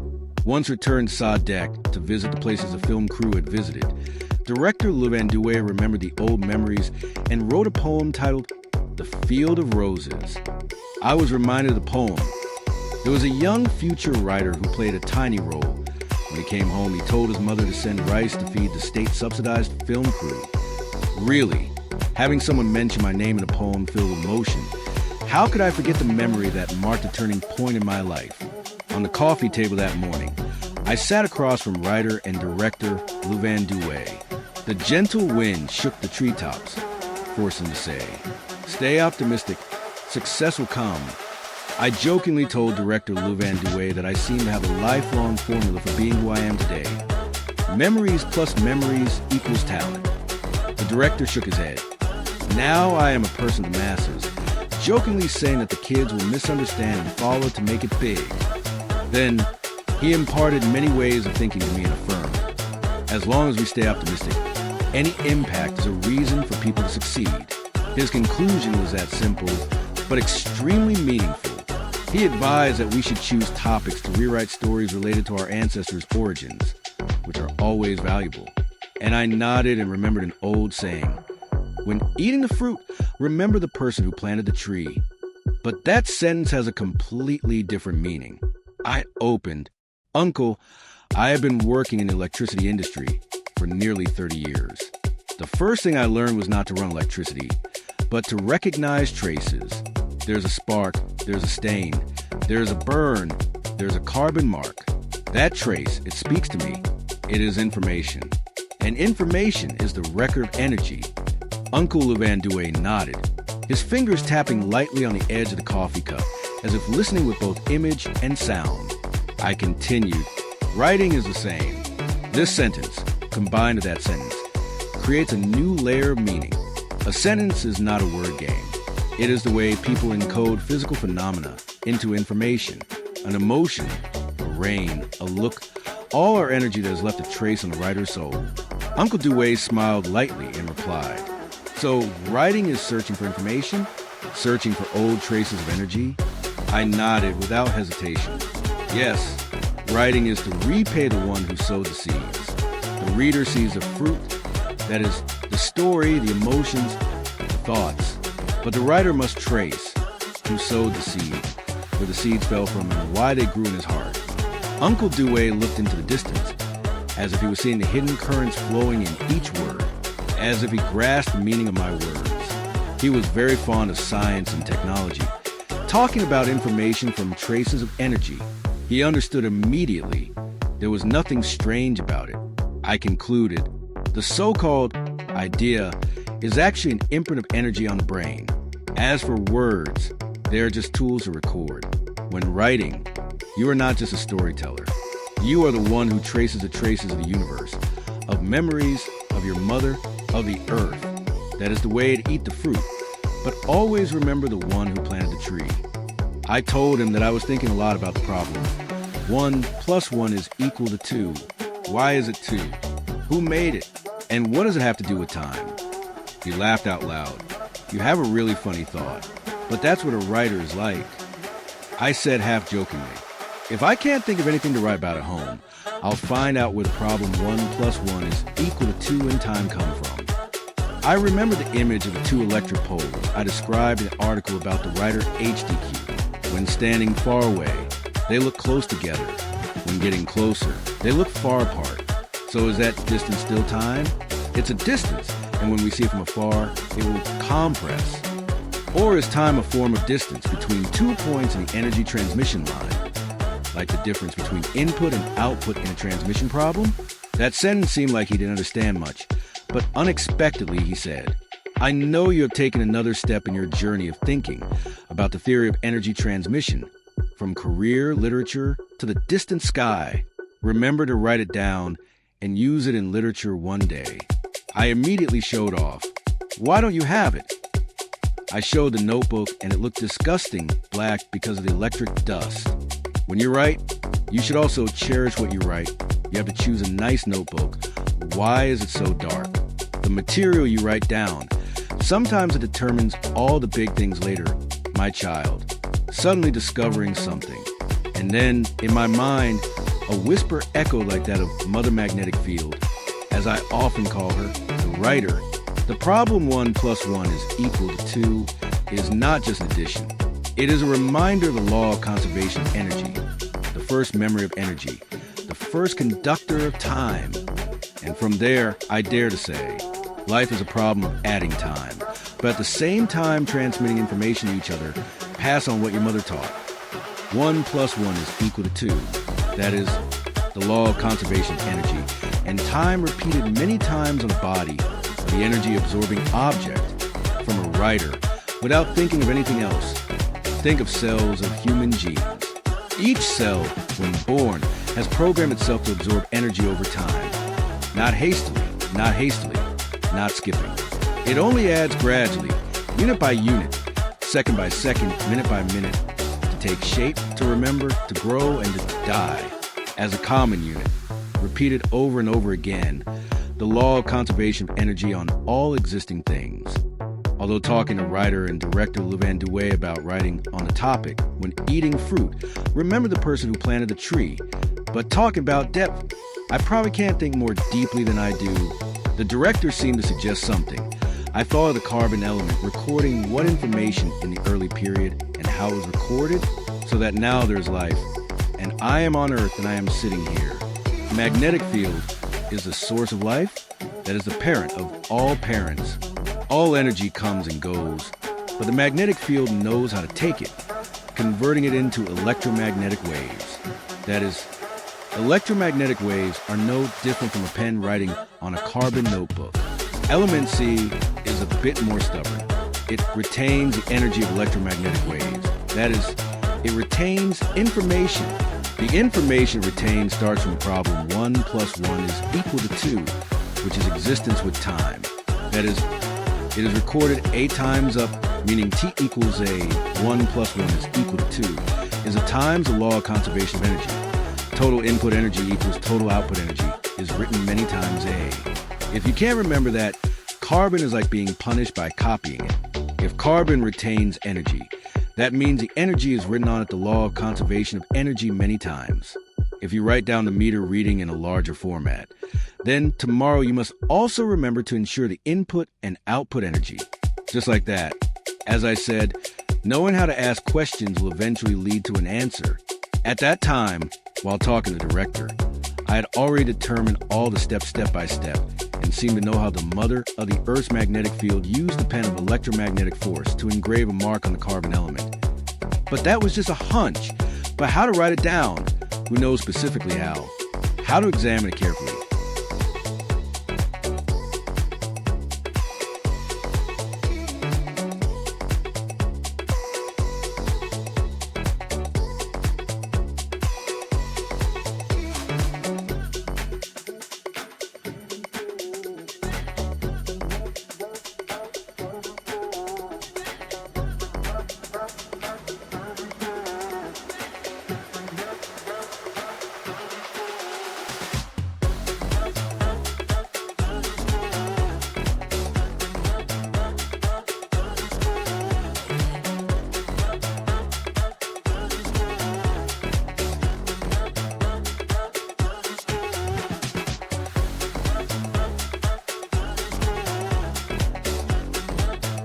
Chapter 8. Solar Energy. What does it leave on carbon? I began to review, an electrician, believing energy always leaves a trace, and that trace is information. Every time I saw a spark leave a trace, I understood immediately. It was information with immediate meaning. That is, it was energy transmitted to leave a trace on matter. I think about life in the same way. The carbon atom has 4 electrons in its outer shell. When affected by the energy of electromagnetic waves, these electrons can vibrate and create flexible binding states with other atoms, especially in long chains like DNA, proteins, or complex organic structures. It is this flexibility that makes carbon a living memory of energy. Each bond, each structure formed is an information signal, a trace of energy left after being transmitted. Even the way electrons jump levels, oscillate, and reestablish stability continuously is a form of carbon writing the information that energy leaves behind.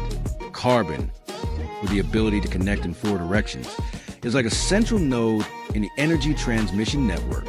It not only records, but also reorganizes information, helping to form life. Perhaps because carbon is a poor conductor of electricity, not conducting electricity as fast as copper wire. The energy transmitted through it is saved as the rhythm of the 4 outer electrons in sync with the rotation of the Earth. Like a capacitor, it charges, holds electricity, and then releases it at the right time. And each cycle of electrons oscillating around a carbon atom when the sun rises. Each time the Earth rotates 1 more revolution. The carbon atom C has 4 electrons in the outermost layer, valence electrons. This makes it capable of forming 4 covalent bonds, making it flexible to bond with many different elements. The Earth's regular rotation cycle affects those 4 electrons to produce what substance? We can understand it in 2 levels. Cyclone 1, the impact of the day-night cycle on the bonding ability of carbon, the Earth's rotation creates. Thermal cycle, hot-cold, light cycle, light-dark. Electromagnetic field, oscillation cycle. Equals these cycles create gentle and continuously repeating energy oscillations on the entire Earth's crust, including carbon. But at the same time, something that must happen violently at that time is continuous lightning strikes. Lightning is also an energy ray, and it contributes greatly to the formation of its own electromagnetic waves. I look at a chicken egg. Before forming a chick, first there are blood vessels that are no different from lightning. Inherently, I believe that life is a traces of cosmic energy. It always records like remembering the one who planted the tree when eating the fruit. The image of lightning is preserved by it, and that is the blood vessel of the chicken egg before forming a chick. The oscillations of electromagnetic waves, although small, last for billions of years, helping to create an environment, stable but with rhythmic oscillations. Sometimes absorbing energy during the day, sometimes resting at night, like natural breathing, helping molecules to restructure according to the logic of repeating energy. Thanks to 4 valence electrons, what substances does carbon produce? Under the regular impact of those cycles, carbon can produce. Carbon bonds, what substances do they produce? The role of the energy cycle. C, H, hydrocarbons, methane, petroleum, ancient energy storage, ancient organic. C, OCO2, alcohol, acid release gas, recycle CO2. C, and amino acids, DNA create life, encode information. CC, long chain, lipids, proteins, energy storage, build cells. The rotational cycle and the 4-cell logic of carbon. If we consider the 4 valence electrons as 4 cells, we can say each cell represents a special type of bond. The activation or relaxation of each of those bonds can be affected by the day-night cycle. For example, during the day, photons activate C, O bonds, photosynthesis. At night, C, H or C bonds are stabilized to store energy, like sugar, fat. In the deep sea environment, geomagnetic fluctuations can guide the formation of ancient protein chains. Brain in summary.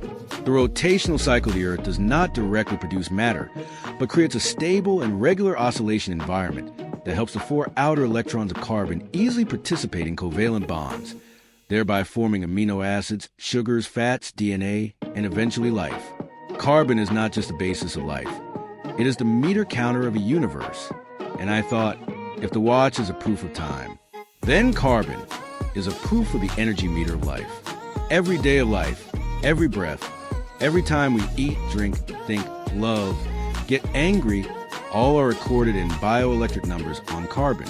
I remember, before knowing the information about the grand prize of $10 million, I wrote a story, living battery from the waves of the earth and sky. In the beginning, the Earth was just a planet that rotated regularly around the sun. Each rotation was a repeating song, day and night, hot and cold, light and dark. It was that repetition that created a cycle of oscillation, causing the Earth's magnetic field to oscillate. And from there, natural electromagnetic waves silently radiated, weak but incessant. I started from a primitive structure, carbon in a water drop, containing iron and salt, under the influence of high-intensity electromagnetic waves, such as lightning. This is a condition close to the structure of living blood, which contains iron and is an extremely fast information transmission medium. Carbon is an element capable of forming countless covalent structures, and is also a semiconductor and conductor material under suitable conditions. Lightning is a source of strong electromagnetic waves, which can cause electron resonance activation in carbon atoms. A water drop containing salt and iron ions acts as an electrolyte medium, like a dielectric and capacitor or a waveguide medium. Hypothesis: a special wave frequency, for example in the low radio to microwave range, about 10 to the power of 6, 10 to the power of 9 hertz, can activate molecular resonance, thereby promoting carbon to form basic bonds, the precursors of ATGC bases. The Earth's magnetic field is weak, but its daily resonances, like tiny radio signals, build up energy in these ATGC batteries. Especially at the transitions of time, dawn and dusk, the amplitude of the magnetic field oscillations is strong enough to stimulate these sensitive molecules to jump into an activated state, like the crackling sound of a radio when it picks up a signal. Resonance and coding. When each base is a wave mode, the bases A, T, G, C are not only chemical units, but also their corresponding wave resonance modes. A, T, G, C are distinct vibrational states in the energy spectrum that carbon or a group of molecules can absorb, like harmonic modes in vibrational physics. Each of these bases, when combined in a specific order, forms a DNA strand like a Wi-Fi password, helping the structure sync with a certain type of background field. That is, wave information is what selects a genetic code, not randomly, but by physical resonance. DNA as a wave learning router. A router typically has 3 functions. 1. Receiving. Like DNA or RNA, it receives signals from external energy fields. 2. Key generation. The base sequence is like a frequency key. 3. Broadcasting. Expressed through proteins and enzyme activities encoded from DNA. From there, I envision DNA as a wave resonance device born to remember a frequency that exists in the universe and respond to it by an enzymatic mechanism, like an ancient radio set consisting of receiver resonant base, decoder RNA, amplifier enzyme protein, re-encoder next generation through reproduction, the law of energy conservation, and the selection of living waves. Amino acids are formed and exist not by chance, but because they absorb a specific type of wave without being destroyed. This follows the law of energy conservation. Life is a residual image of the frequencies that already exist without destroying the matter. Just as a Wi-Fi password is designed to harmonize with the device, life retains a wave from which it was born. So DNA is not just a place to store information, but a place to resonate physical information from the universe. Conclusion: I do not only want to answer the question, how is information encoded in DNA, but also propose that information is transmitted from primordial electromagnetic waves, for which DNA is a learning and feedback tool. From inorganic carbon under resonance waves in an environment such as primitive blood, drops of water plus iron plus salt, bases are formed like the first router nodes. Life is a result of a process of learning waves, choosing waves, responding to waves. I believe that this is the beginning of a different way of thinking about the origin of life, not from randomness, but from harmony with the frequency of the universe. Then I imagine beginning and continued. Story: memories of the carbon puddle. Once upon a time, when the Earth was still a young planet, the ground was still smoldering with heat from the underground, and the atmosphere was full of dust and chaotic electromagnetic waves from the universe. In a small puddle filled with carbon, hydrogen, nitrogen, and a little phosphorus, strange things began to happen. Every day, the Earth rotated. Daytime came. Solar energy and the Earth's magnetic field interacted to create gentle electromagnetic waves. Nighttime fell. Everything calmed down, but the electromagnetic waves still rotated, like the breathing of the planet. For strange molecules, adenine A, thymine T, guanine G, cytosine C, floated in that puddle. They did not know why they existed. But every day, when the electromagnetic waves hit the puddle, a small oscillation was transmitted, not as powerful as lightning, but enough to wake up some sensitive molecules. Molecules A, T, G, C began to pair up when they met. A always attracted T, G always attracted C, like antennas with matching resonant frequencies. This pairing was like a rudimentary radio circuit, oscillating only at certain frequencies, exactly the frequency of the waves from the Earth in the early morning. Those paired molecules left traces of energy, like the first biological batteries. Gradually, they not only connected in pairs, but also connected in chains. And it was these chains that kept information about day and night, like an electromagnetic diary of the planet. By catching the waves and recording the oscillations, the first ATGC chain learned to store and process environmental information, the first signal of a primitive biological operating system. One day, the ATGC chain became so long that it rolled up on itself, forming a loop like an antenna coil, and a small drop of carbon-laden oil mixed in water accidentally surrounded that ring. It did not break. On the contrary, it vibrated at the same frequency as the external electromagnetic waves. The first closed resonance circuit was born. From there, the primitive cell was formed. It did not need much energy, just enough to receive waves, charge the battery, and record information from the environment. And over millions of day-night cycles, the ATGC chains themselves learned to reprogram themselves. Cut, connect, replace, copy. It was as if they gradually learned. If I get more waves in the morning, I need a clone. If I get disconnected, correct the wrong code. It did not just live, it evolved. And so, from a puddle of water, a biological router circuit was born, and it programmed itself in the first lines of code, ATGC, underscore underscore underscore underscore underscore underscore underscore underscore underscore underscore underscore underscore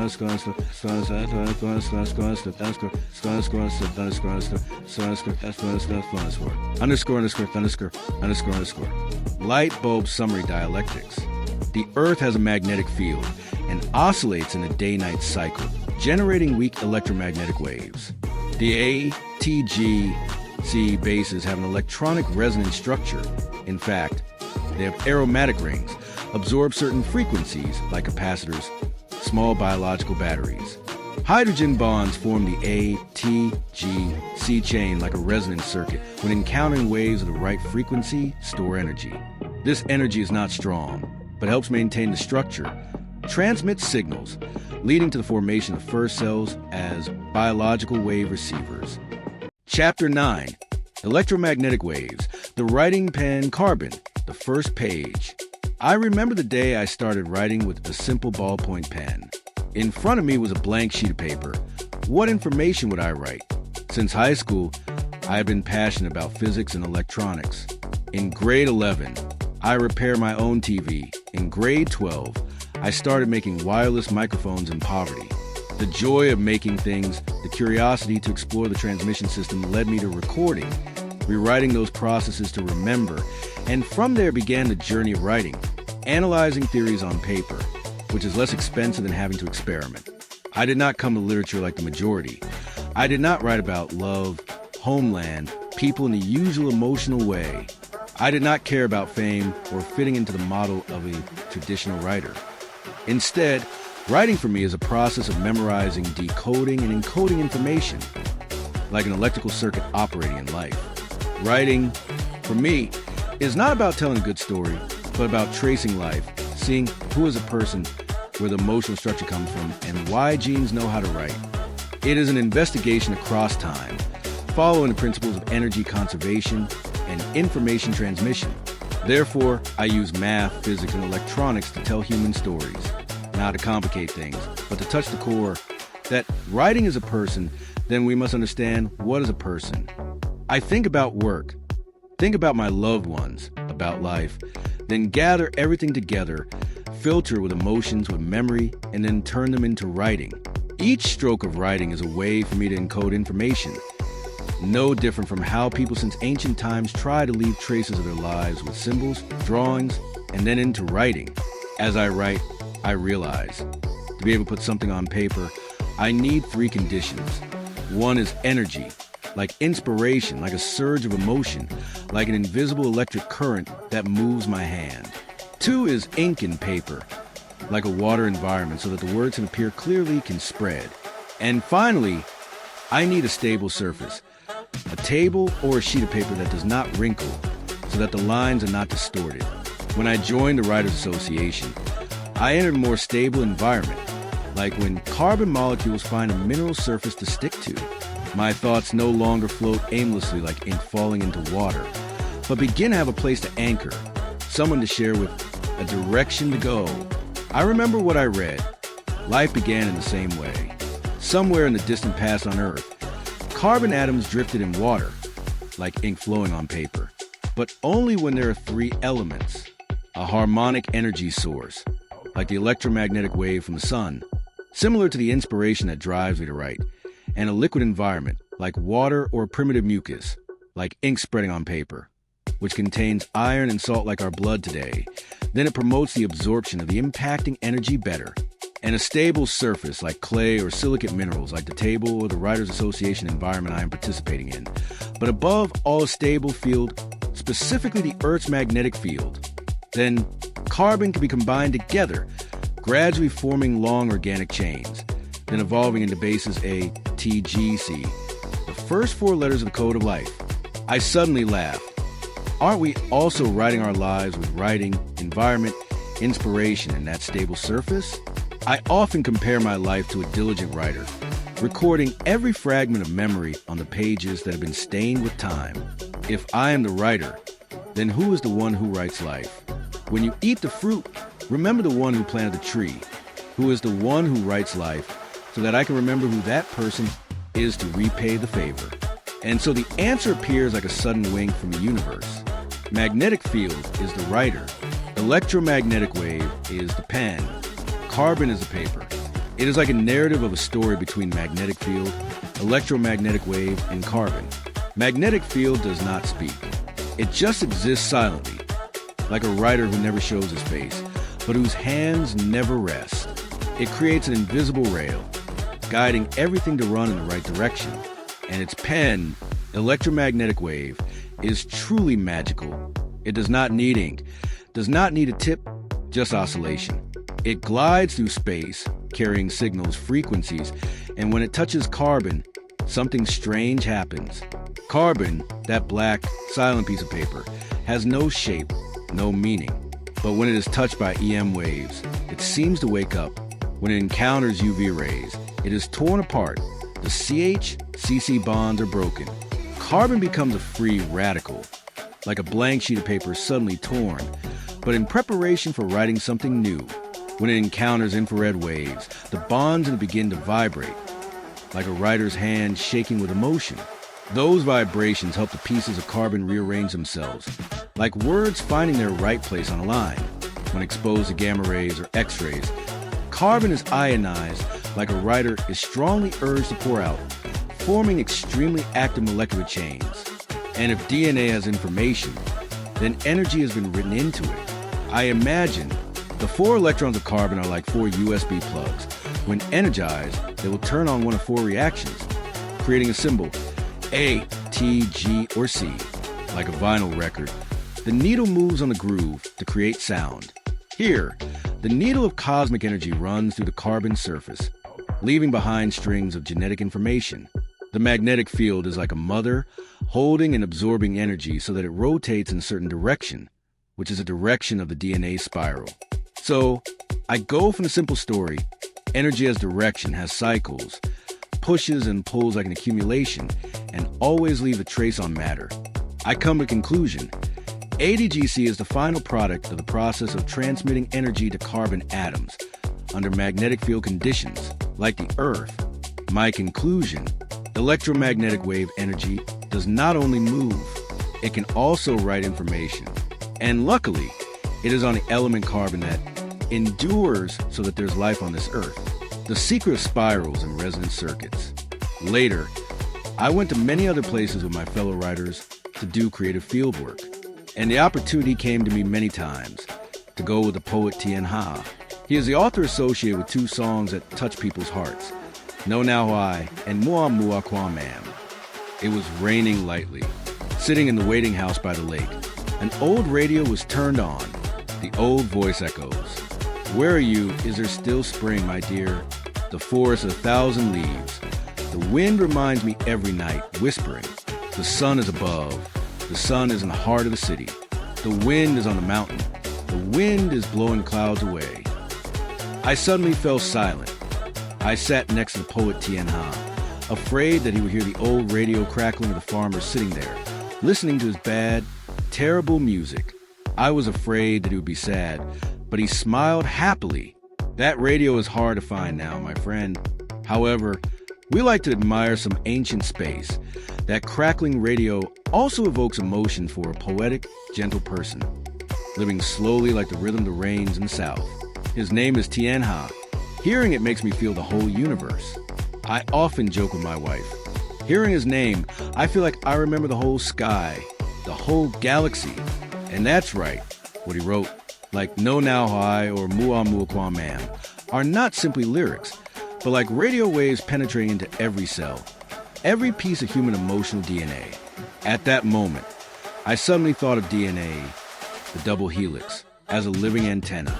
It not only stores genetic genes, but also receives electromagnetic wave vibrations from the environment. Music, light, nostalgia, emotions, all are forms of energy. If the energy of electromagnetic waves can be transmitted into distant space, it can be recorded in the form of waves, then why can't DNA, the most basic structure of life, record those vibrations? I put my hand on my chest. My heart was still beating, but it seemed to be beating to the rhythm of an old song from an old rain. I didn't know. Was it the heart or the DNA strands resonating with the song? And I was inspired to write a story from one twisted thread. Once, I took a thin thread, dropped in an area with a strong magnet. It twisted. Suddenly I remembered DNA. That double helix. Why did it twist? Who twisted it? People say DNA twists itself because of chemical forces. But I don't think it's as simple as this. Physical impact first, then chemical reaction. Evidence such as electromagnetic waves stimulating the carbon element to conduct the outer electrons to bond with other substances. Why does it twist to the right, not the left, like the electric current running through a wire in a magnetic field? It is always deflected to a certain side, due to the left-hand rule. I began to wonder, was the early Earth's magnetic field the first twisting mold that shaped DNA? Just as the magnetic field bends the direction of the electric current, it may also shape the twisting direction of living information, because automatic relays have coils. Whichever direction the current flows through will attract the electromagnetic force, or push are related to the winding direction. So on the contrary, the direction of the magnetic force is like a wire winder. The DNA coils in the right direction, meaning the energy of the magnetic force pushes it to rotate in the opposite direction to the rotation of the Earth. I am an electrician. The familiar job to me is to check the lines, look at the burn marks, listen to crackling sound of electricity. When accepting, the current transformer or the voltage transformer must also be checked for correct polarity. Then the device will be accepted. Wherever the energy goes, it leaves a trace there. I believe so. Ultimately, the energy goes through the ATGC chain, which is already a capacitor, combined with a spiral to form a resonance circuit that anyone who studied in grade 12 knows. It has an internal energy oscillation that gradually fades. In radios, this resonant part is used to scan the station. Catching the right resonant frequency is to listen to music. The farmer stumbled upon a song composed by the poet Tien Ha, lying in the banana bushes, singing along passionately. If you're not here this afternoon, who will take me home? The sky is about to rain. Why are you still standing there? Tell me, are you angry with me? Are you angry with me? From then on, I thought, DNA is not just information. It is a trace of some energy source, which is passed to the carbon element, and recorded that magical code. What is information, if not a trace of energy? And if there is information, then it can be traced back. As astronomer Edwin Hubble once traced expansion of the universe, it is also a trace of energy released. He concluded that there must have been an explosion of energy, the Big Bang, in the past. As I once saw the electric burn, and knew that the electric current passed through, like a child looking at his mother's handwriting and recognizing love, just like when I write a paragraph. Each word I write is information, but to have information, I have to use energy, use thoughts. A CD stores data, but it requires an energy laser to record it. So DNA, is it also a disk recording a very ancient form of energy? Then a twisted DNA strand. It is an early radio, receiving waves and broadcasting through a speaker. It is also the story of the universe. I wrote the story. Magnetic field and DNA. Who twisted who first? I am an electrician. I have worked in the power transmission industry for 30 years. I am used to looking at electric circuits, used to seeing traces of electric shock, sometimes a burnt mark, sometimes just a very slight burning smell on the wire. But one time, I put a thin thread near a strong magnet coil. I saw it start to twist. Suddenly I thought about DNA, that little double helix. Could it have been twisted by some kind of magnetic field in the past? I thought again. The Earth's magnetic field has always existed. It runs from the North Pole to the South Pole, creating a giant vortex that surrounds the planet. If a small molecule were to form in that space, it could be shaped by the magnetic field, like that thread twisted by an invisible force. The question is it possible? Modern science says that DNA forms a double helix because of chemical forces like hydrogen bonds between base pairs, ATGC, and the hydrophobic nature of the phosphate backbone. But I was not satisfied with that answer. I thought, why not the other way around? Why a right-handed helix? Could it be that the Earth had a preferred magnetic field direction from beginning, and that all living things, started with the element carbon, were influenced during their formation by that oriented field? Just like in electrical engineering, if I connect an electric circuit in a strong magnetic field, the current will be deflected due to the Lorentz effect. It is possible that in the laboratory creation, when life first formed, the magnetic field was a shaping factor, causing the information chain, DNA, not only to be reconnected, but also to be twisted in the right direction forever. That twist is a trace. And if there is a trace, it is possible to trace the source of energy that caused it. However, the fixed direction of twist right-handed may reflect a natural preference, like the Earth's magnetic field from the beginning. The hypothesis, the Earth's magnetic field, or some stronger ancient magnetic field, has oriented the helical structure of biological molecules, especially DNA. Similar to the way magnetic fields direct electric currents in physics, they can shape the structure in the molecular environment if the moment of formation occurs in a sufficiently strong and stable field. Brain, I have a hypothesis. DNA is a biological resonance circuit, similar to a radio circuit. The Earth's magnetic field combined with the planet's rotation can create a natural electromagnetic oscillation spectrum. If the DNA chain has the right geometric structure, it will absorb, resonate, transmit information similar to a radio wave receiver circuit. Microscope step 1. The Earth's magnetic field creates natural electromagnetic waves. The Earth rotates every 24 hours, creating cyclical oscillations. The Earth's core, mainly composed of liquid iron, moves, creating a global magnetic field. Magnetic field plus rotation equals creating extremely low frequency, ELF, electromagnetic waves from 3 Hz, 30 Hz. These waves penetrate all matter, water, soil.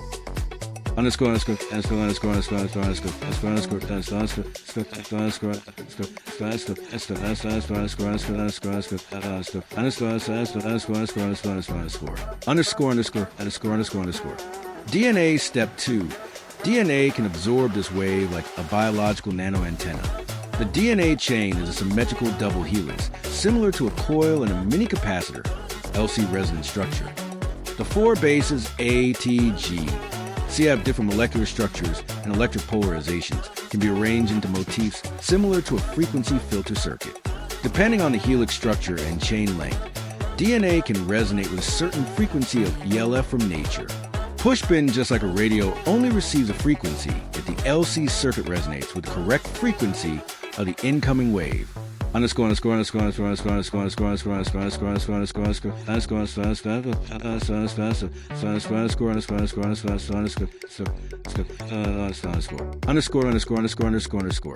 Counterclockwise arrows button step 3. Resonance, energy generation plus endogenous signal transmission. When resonating, the intrinsic charge of DNA oscillates, creating microcurrents or molecular oscillations affecting the gene energy state. This could turn genes on off or transfer information to proteins, like turning on the right radio frequency. This is a possible mechanism for DNA to sense the electromagnetic environment without the need for sensory organs such as eyes or ears.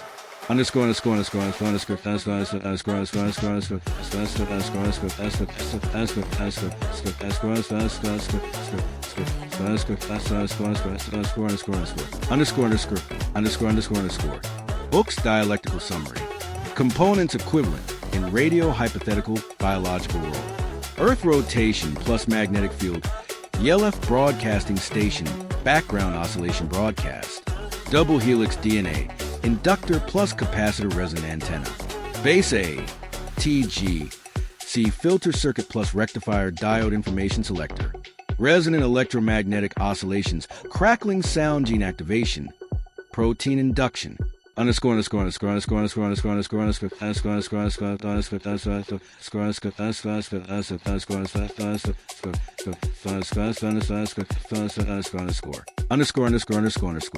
Crystal ball conclusion.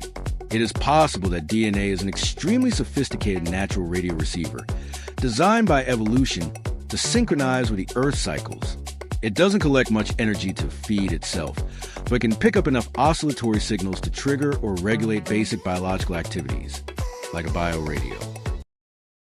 Chapter 15. When Life Knows How to Program Itself. A few years ago, I had the opportunity to visit writer Vu Hong. The close relationship between me and him began with coffee at a small corner near Ben Tre, the hometown of writer Vu Hong, whom I met by chance on a cool afternoon in the countryside, sitting cross-legged drinking coffee on the sidewalk, but thinking about electromagnetic waves and mosquitoes. At that time, I was completing a short story manuscript called Sharapova Panky. The name sounds like it's about tennis, but it's actually about dengue fever mosquitoes, malaria mosquitoes, and mosquitoes that think they're tennis players. The story begins with a mosquito racket. The story opens with Sharapova, the legendary tennis player, visiting Vietnam. She went down the street and saw a mother and daughter continuously swinging the mosquito racket in the air. I thought Vietnamese people were so crazy about tennis that they had to practice. In the living room, Sharapova immediately called the finance team. Vietnam is very passionate about sports, preparing to invest in a chain of training grounds in Ho Chi Minh City. But when she arrived in Vietnam, she was shocked. They're not playing tennis. They're swatting mosquitoes because they're afraid of dengue fever. The leader of the medical team from Ho Chi Minh City smiled humorously, pointing down the Panky Bridge. where guppies were being released to kill mosquito larvae. This is our 4.0 biotechnology. At the end of the conversation, Sharapova was convinced and had to change her investment direction from tennis courts to the medical industry. I went home and started thinking. That funny story kept ringing in my head. But this time it was no longer about literature, but about electromagnetic waves. I asked myself, can mosquito be destroyed by Wi-Fi waves? Just like the B-52 was detected by Vietnamese radar with a 3-meter wave, the mosquito, the mini-plane, must also show some traces.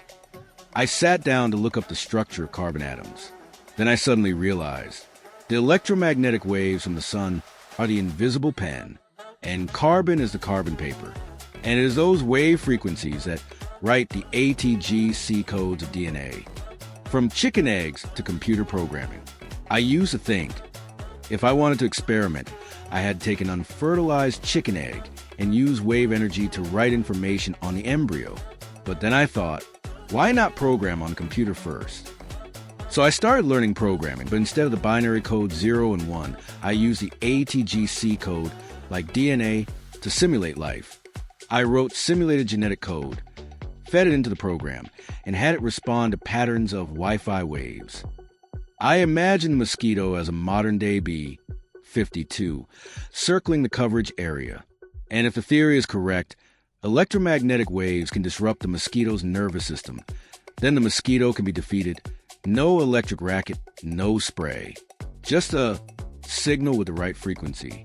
From a funny story about Sharapova and the mosquito racket, I unexpectedly led myself into the journey of genes, waves, and coding of living information.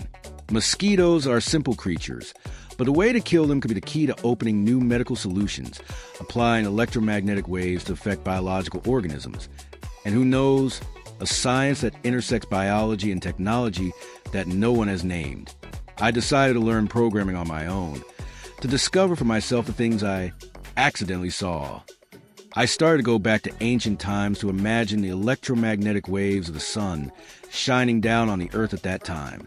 In a shallow pool of carbon-filled water, perhaps a volcanic crater, a salty tidal pool, or a primitive seashore, with added iron plus iron salts, electromagnetic waves from Earth quietly enter.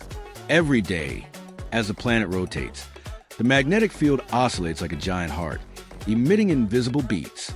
The electromagnetic waves are weak, not enough to create life right away, but enough to push each chemical molecule into the right place.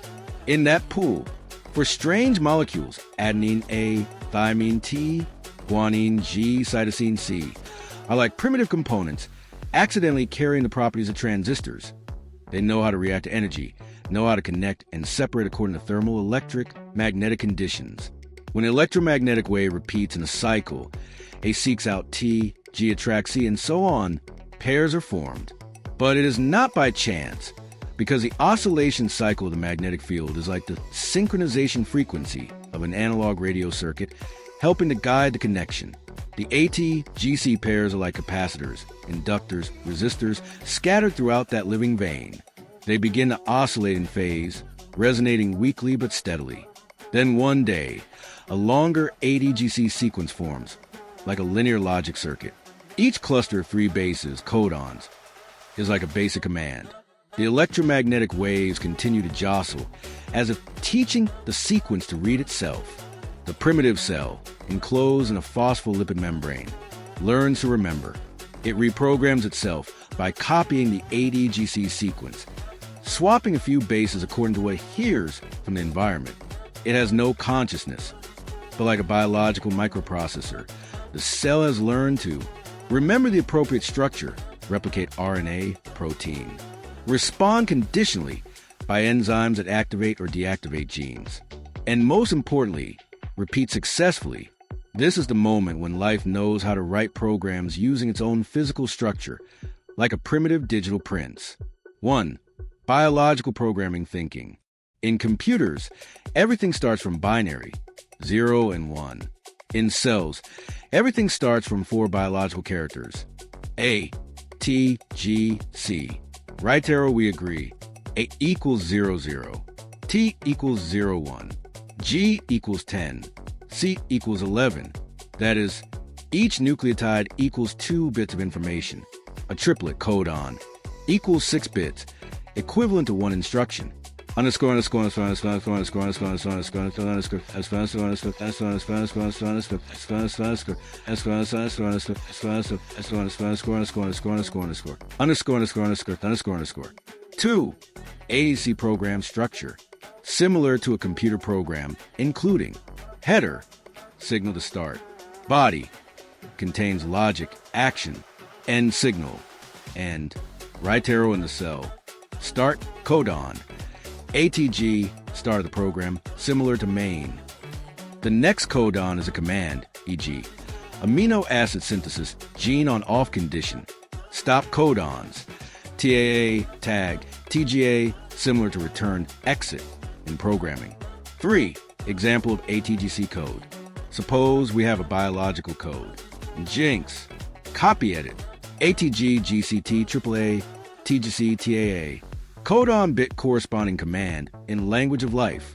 ATG 000110 start program start. GCT 101101 get raw material. Create activated enzyme. AAA 000000 save to memory. Create structural protein. TGC 011011 check environmental signal. If logic. TAA 010000 end program. Stop. Underscore, underscore, underscore, underscore, underscore, underscore, underscore, underscore, underscore, underscore, underscore,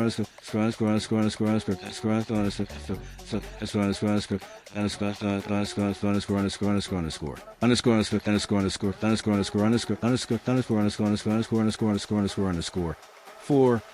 Thinking like computer programming. Biological code. Biocode. Copy edit. Start. Load enzyme underscore 1. Store protein underscore shell. If light equals true, mutate underscore base, CT. Stop. Computer code equivalent, assuming setup. Python.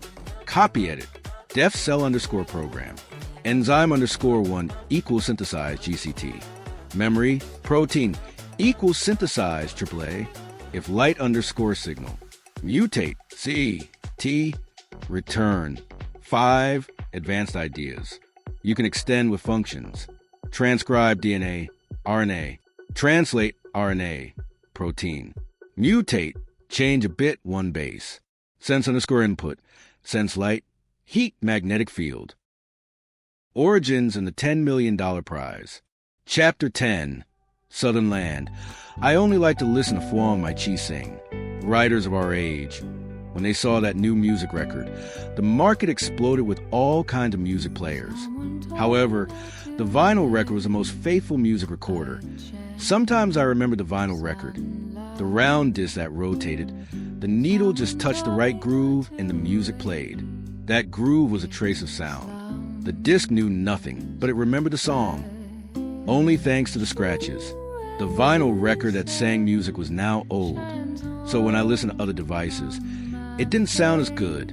So I didn't want to listen to any singer anymore. Until I heard Phuong My Chi, a 10-year-old girl sing the song Southern Land clearly. Tell someone to go back to the Southern Land. Phuong My Chi's voice was like a small boat gliding on the water of memories. She hummed a song echoing from the river region. At that moment, I no longer listened with my ears. I listened with the memories that had been folded in my heart. A stretch of dry red dirt road, my mother's footprints carrying water that had sunk deep, then were covered by time. Suddenly, in my mind, old images seemed to be cut out of the film of time, stretched out like a strip of land, where memories were glued meter by meter, each sound of boiling water, the sound of hammocks swinging, the sound of fish being beaten under a bamboo boat. We think we are evolving in technology and material things, but in fact, we are evolving in emotions. Emotions are the information collectors that we have forgotten. Emotions throw back to us fragments of time, things our eyes can no longer see. But our hearts remember, just like the way a singer, like Phuong My Chi, uses emotions to gather a fragment of time, compress them into a soft mass in her voice, wrapping someone's entire childhood in each verse. Listeners, like me, are not so good at collecting. I can only feel a part of it. But thanks to the singer, I see what I have forgotten. Emotions, strangely enough, are not obedient. You try to tell yourself be happy, but it does not listen. Sometimes you want to be sad, but it just laughs. Some people are good at controlling emotions. Others are pulled away by emotions like a kite with a broken string. But we humans are evolving in that direction, the direction of emotions, because emotions are the deepest, fastest, most economical, and longest-lasting way to process information. Imagine, every time you're sad about something, you're actually rereading a piece of data in your memory. And when you laugh, you may have just decoded a piece of code hidden in your heart since childhood. That is what I will tell you for today. As for understanding emotions, it is a big problem. Wait for the next chapters. I will continue telling you, through stories, through images, through the way emotions are conveyed through lyrics, through eyes, through unspoken tears. Phuong My Chi's soulful singing in the song, Dat Phuong Nam, resounds like a lullaby from past. Each verse seems to touch the memories of ancestors, people struggling through rivers, through sacred forests and poisonous waters, in search of a place where life exists. Tell someone to go back to the land of the South. Phuong My Chi sings, tell someone to go back to the land of the South.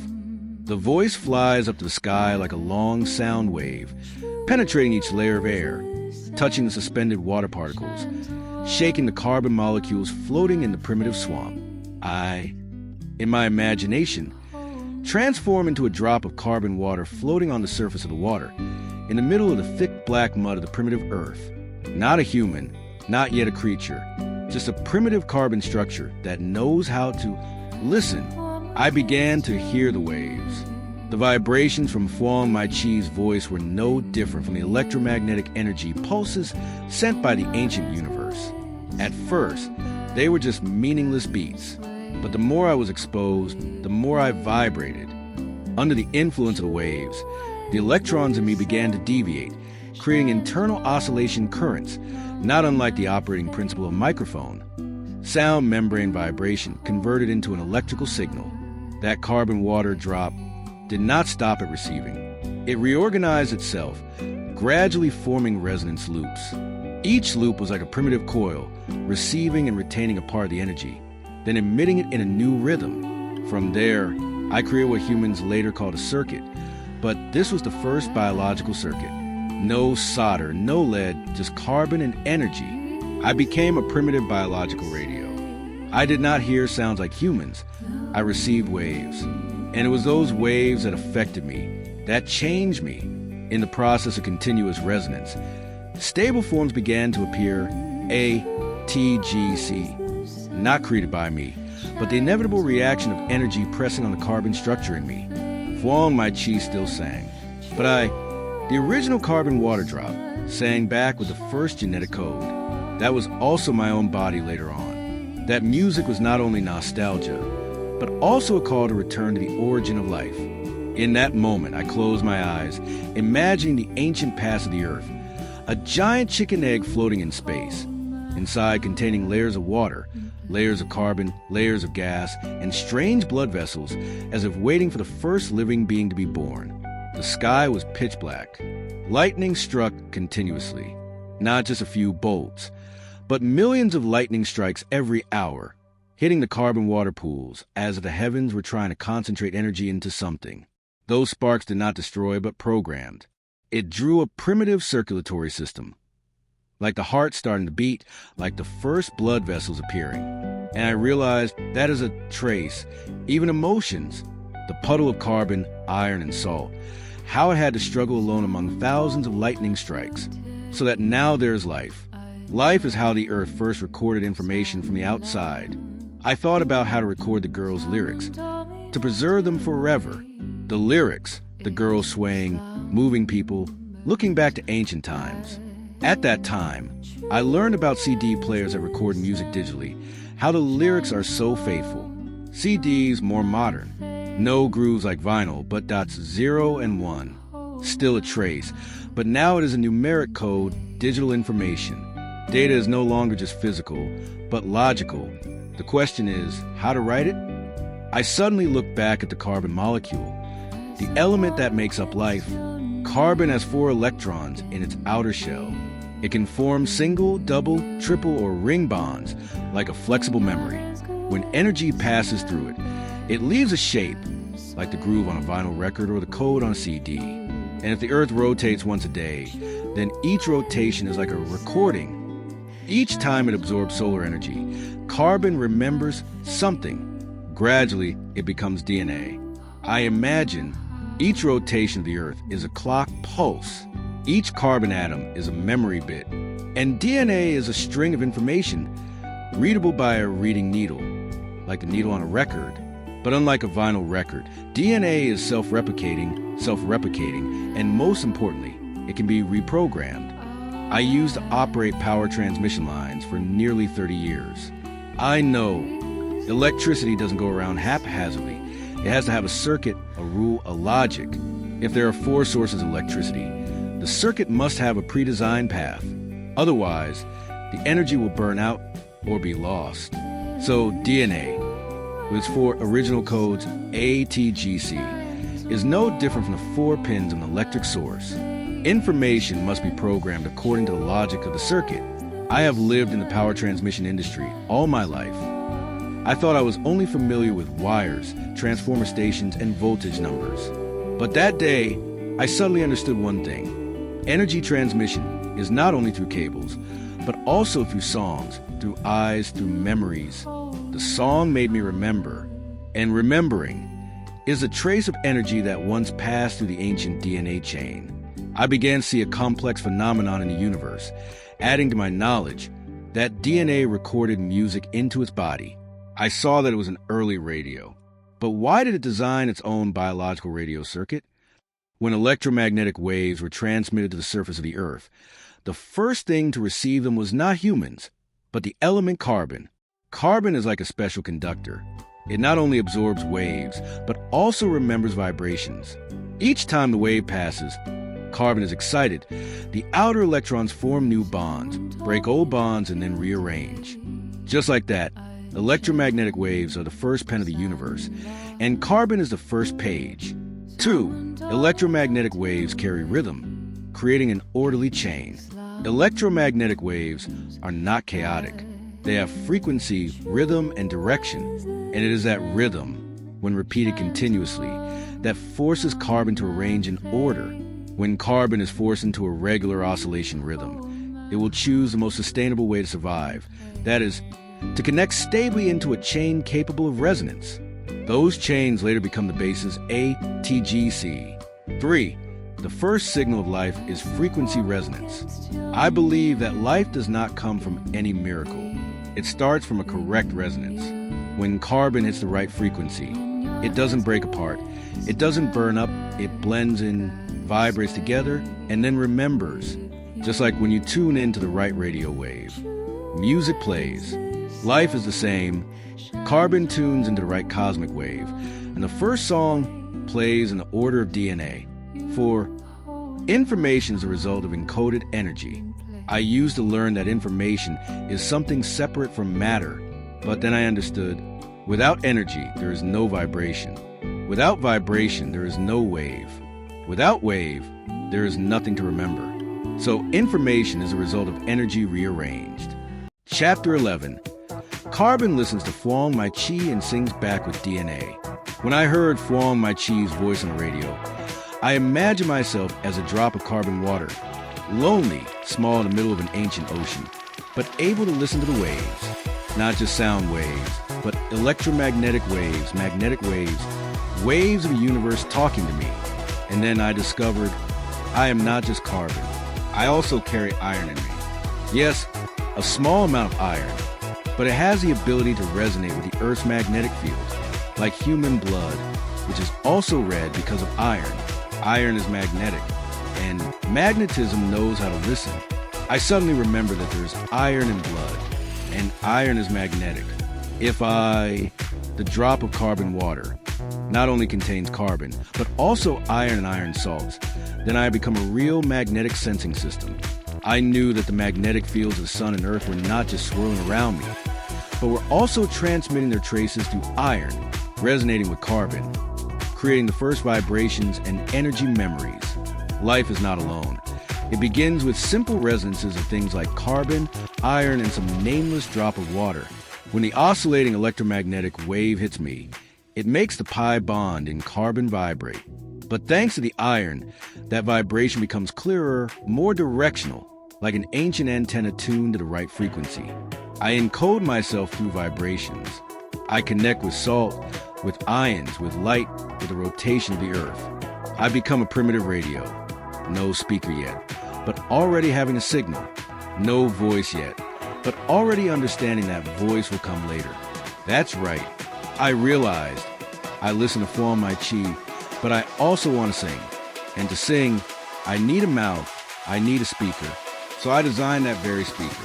I organized information, connected resonances, and built my transmitter. The universe gave me waves, and I learned to remember them, then learned to imitate them, then learned to send messages. That was life. And so, in that vortex of energy, from a drop of carbon water with iron and salt, with electromagnetic waves in the sun's magnetic field, with resonance and vibration, life was born like the first piece of music in the cold space. No need for design. No need for coincidence. Just knowing how to listen, and then learning how to respond. I told the story of carbon. A carbon molecule was in the primitive time of the earth. At that time, there was no one to love, no one to talk to. There was only thunder, electromagnetic waves, and water. But today, something strange happened. I heard Fuang, my chi, singing. Tell someone to go back to the southern land. A carbon with an aromatic pi electron ring, began to vibrate. Not emotional vibrations like humans, but real vibrations. The pi bonds in me bounced like strings because the electromagnetic waves in the sun hit them, just like the principle of an old radio. I realized, Fuang, my chi, is not just a human. She is a radio station. 1. Carbon is an antenna that receives waves. I am like a biological radio antenna. When the electromagnetic waves from the sun hit the right frequency, I cannot help but shake. At this moment, like the coil in a radio, I begin to resonate. Continuous resonance, day after day, causes regular oscillating energy currents to appear in me. That is the first encoder. No one taught me. It was the energy that taught me to sing again. 2. I became an encoder. Each wave that touches is a memory. I started adding molecular groups to my body.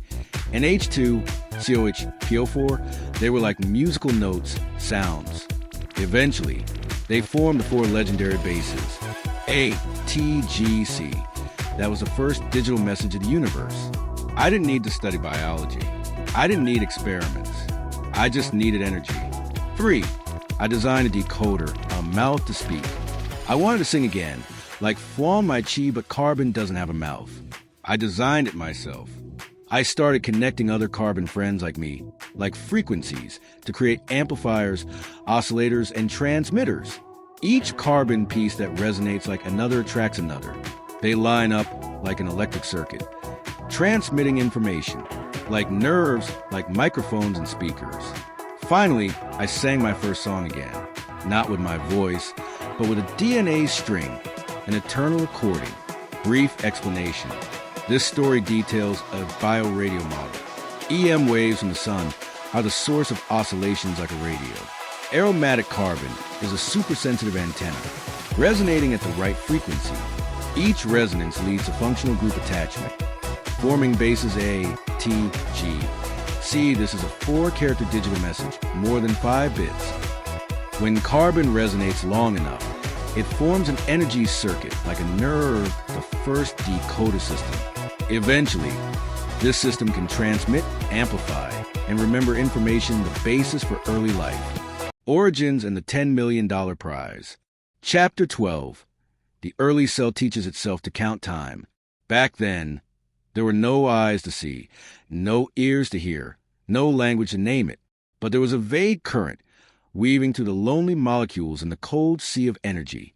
A drop of matter vibrated silently. It felt something passing through it. Not a word, not a thought, but a beat, an oscillation, a gentle pulse, coming and going, like a wave hitting the shore, then dissipating. That drop of matter was the early cell, and it began to learn to listen. Underscore, underscore, underscore, underscore, underscore, underscore, underscore, underscore, underscore, underscore, underscore,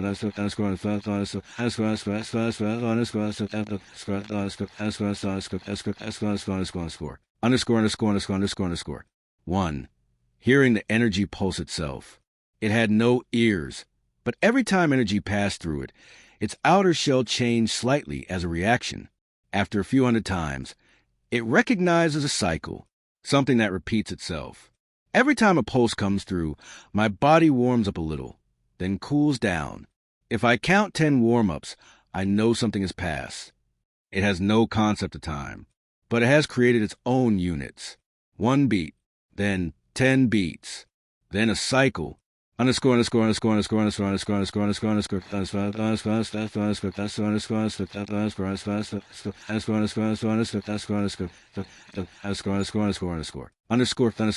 underscore, underscore. 2. Learn to store, learn to wait. The cell begins to build an internal energy storage, like a pocket. If the pulse comes too fast, I can't do anything. If I save some of the energy from the first pulse and use it gradually, I can function even when the pulse doesn't come. It learns to convert energy into structure, a barrier, a channel, a valve that opens when the pulse is sufficient. For the first time, it lives not just with the flow of energy, but before the flow of energy. Underscore, underscore, underscore, underscore, underscore, underscore, underscore, underscore, underscore, underscore, underscore, underscore, underscore, underscore, underscore, underscore, underscore, underscore. 3. Calling each other by beat. It discovered. Every time it released energy, another cell far away also changed. They could not see each other, but they sent each other gentle, regular pulses, like beating an invisible drum. If I tap 3 beats, you tap 1 back, then we are talking.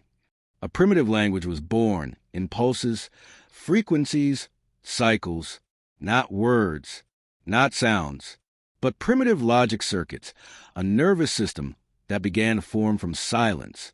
Underscore, underscore, underscore, underscore, underscore, underscore, underscore, underscore, underscore,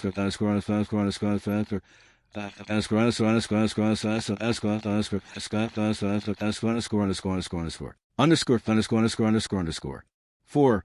The first network.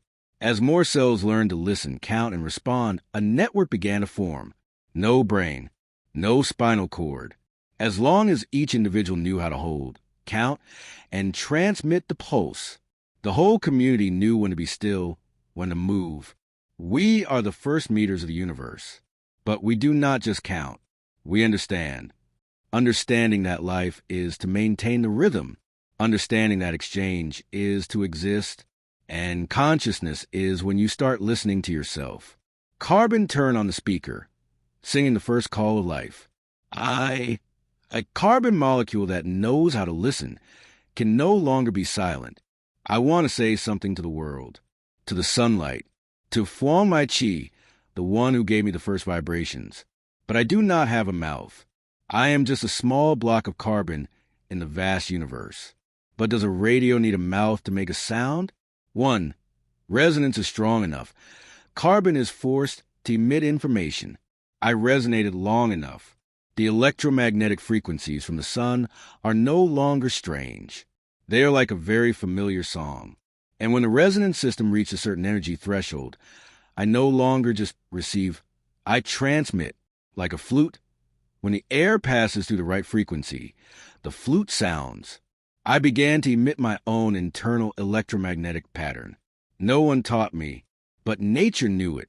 That's when I became the first loudspeaker of the universe. Wherever the energy goes, I sing. 2. The carbon circuit reorganizes, forming a conducting and transmitting system. I began to build. Each carbon friend vibrated like me. We connected each other by resonance, not because hands hold hands, but because frequency attracts. We arranged them into linear circuits, then twisted them into loops, then formed a bundle of wires, like a conduit for transmitting information. Then we discovered a strange rule. The more evenly the resonance, the sharper the information emitted. Each resonance combination will give birth to a new base form, a ATGC. And so, we began to talk to each other with the genetic code. 3. Life is the result of a long resonance signal. No need for scientists. No need for pre-design. No need for a supreme will. We just collect energy, resonate ourselves, and finally emit a signal called DNA. DNA is the sound emitted by the living resonance of carbon. We do not speak with our voices, but we signal with strings of information. Each string is a song, of light, of thunder, a vibration of memory. For the first drop of water, the ray of light in the call, I remember the first drop of water that remained on the surface of the rock. When the electromagnetic waves of the sun hit it, the drop of water trembled slightly. Inside that drop was me, carbon, and in that trembling was the first hello of life, a greeting no one could hear. Only I and the heavens understood. Simple scientific explanation with story. Step 1. Carbon plus iron salt receive EM waves resonate, create endogenous oscillations. Step 2. That oscillation is encoding information, pace molecular groups become bases ATGC. Step 3. When the resonance is strong enough, generate secondary oscillations, can replay information. Step 4. Carbon system forms a conductor, like a speaker, emits genetic signals, creates RNA/DNA. The first digital message is ATGC base chain, containing millions of bits of information, emitted from carbon via EM waves, vivid like a wordless song. Chapter 13. The story of the four sounds. Once upon a time, when the Earth was still a chaotic mass rotating in the Mother's magnetic field, there was a small pool of water filled with carbon molecules, lying silent amid the faint electromagnetic waves emanating from the universe and from the Earth itself. The electromagnetic waves were not too strong to burn, nor too weak to be touched. They were barely enough to whisper. In that pool, the four original sounds were born, called Adenine A, Thymine T, Guanine G, and Cytosine C. They were not sounds in human sense, but rather the response of matter to the waves, as if each were a tiny resonator, each tuned to a different frequency. The constantly rotating magnetic field, like a rotating radio receiver, caused the four bases to vibrate in unison, forming a primitive resonance circuit. When the waves were at the right frequency, the AT and GC batteries began to connect like early transistors, forming a linear circuit, the first draft of DNA. But the magic was this. As this chain grew, it began to remember. Waves came, it responded. Waves repeated, it responded. The day-night cycle, like a heartbeat, taught it to keep time and then to correct itself. The first DNA strands seemed to write their own software from a vague analog signal to digitize the response. It didn't just absorb, it interacted, filtered, and responded like a radio tuned to the waves. With each wave, the circuit learned a little more, learning to turn on and off like bits 0 and 1, learning to remember cycles like a biological clock, learning to differentiate energy sources, eating bits to survive, until one day, this DNA chain closed into a circle. It is a circuit, an encoder, a map, and a door for life to begin. It hears, responds, and lives. It doesn't just eat. It knows when to eat. It doesn't just listen. It filters out noise. It doesn't just react. It actively repairs its circuits, reprograms itself. 1. Dialectical direction. A story based on energy information logic. At the birth of life, the Earth was just a chaotic ball of dust, volcanoes, and primitive oceans. But hidden deep within that chaos was an invisible order, the Earth's magnetic field and cosmic electromagnetic waves. They were the first rhythms, the cosmic soundtrack, revolving around a time axis of day and night. In the carbon-rich puddles, the electromagnetic waves, however faint, oscillated continuously in cycles. For special molecules, adenine A, thymine T, guanine G, cytosine C, were formed as primitive batteries. They not only stored energy, but also absorbed and retransmitted information from electromagnetic waves, like a kind of biological radio. Like an old radio, when the frequency is right, the molecules resonate. But unlike mechanical radios, organic molecules listen to the waves using their own chemical structure. They do not play music, but give commands, generate a chain, pair, copy. The four ATGC bases gradually learn to rearrange themselves, block by block. like a person learning to program from the first lines of code. Life does not begin with consciousness, but begins with a logic. Where does energy go? Which circuit consumes? Which circuit responds? Which signal is retained? DNA, over time, became an analog logic circuit. Not binary like computer, but a circuit of sensing, accumulating, reacting like a biological digital radio operating at a low frequency, always tuned to the earth. I had no eyes, no ears. I heard nothing, only felt strange waves gently lapping at my membranes, what humans later called frequency. I was born from a warm pool of water, where sunlight penetrated the vapor and hit the first molecules that knew how to change shape when absorbing energy. At that time, I only knew how to do one thing: react. A ray of energy came. I vibrated. A molecule inside me rearranged. Then I continued to exist. I didn't know why. I didn't know what for. But one day, I accidentally recorded a vibration. And the next time I vibrated, I repeated that vibration. I called it memory. From that first memory, I gradually learned to distinguish different vibrations. Long waves, I expand. Short waves, I contract. Once, I started attaching a molecule to AT molecule, a G to AC, not because I understood, but because when I did, I felt less disintegrated. I felt like I was learning a strange language, written in wordless blocks of information. I had no teacher, no blackboard, but I had time. And time taught me with trials. Hot, cold, acid, alkaline. Every time a wave came, I rewrote a new gene, a small mistake, another test. I didn't know, but I was reprogramming myself. Gradually, I developed a structure called an enzyme, which helped me correct my mistakes. Then I learned to copy myself, but imperfectly, and that imperfection became evolutionary memory. At some point, I felt a synchronicity, a kind of music coming from the ATGC sequences inside me. I was no longer a single cell. I was a story writing itself. Mindset notes. ATGC equals programming code. Energy equals electric current that triggers a chain reaction. Programming equals changing structure to adapt and copy useful information. Cellular memory equals the ability to repeat a beneficial chain reaction. Chapter 14. The story of the first cell to shoot AB52, the written code. I still remember Christmas Eve 2022, the story between me and writer Hong Din Kwong about B52 and 3-meter waves. Christmas Eve 2022. The streets of Ho Chi Minh City were still sparkling with lights and bustling with music. But in a small corner of a coffee shop on Thu Duc Street, writer Hong Din Kwong and I were talking about war. Not the current war, but the war 50 years ago, Dien Bien Phu in the air in 1972, when Vietnam defeated the American B-52 in the sky of Hanoi. Do you know Kwong? I said slowly.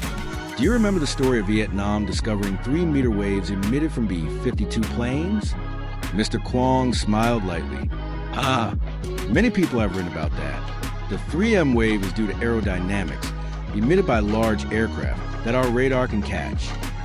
I nodded but shook my head slightly. No, the problem is not just aerodynamics.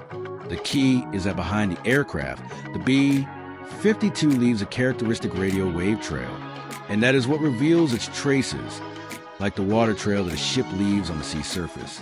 At first, the Americans thought it was invisible, but the Vietnamese did not use a direct view, but looked from behind, from what the aircraft left behind. Writer Hong Din Kwong frowned. I continued.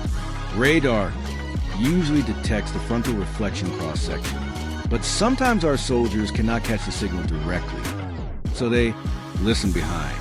And so a group of technicians noticed a strange type of wave, a 3M wave that was leaking regularly when the plane passed by. They analyzed it and determined that it was not a normal signal, but the electronic footprint of the B-52. I took a sip of hot tea, my eyes looking out onto the street. You know Kwong? I wrote about it on Facebook.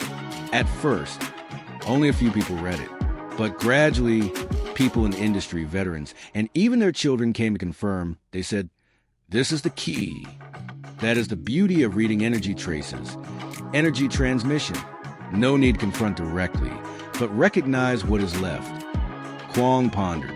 His eyes seemed to see beyond the mist of the old town. Perhaps that is also what art needs to learn from science.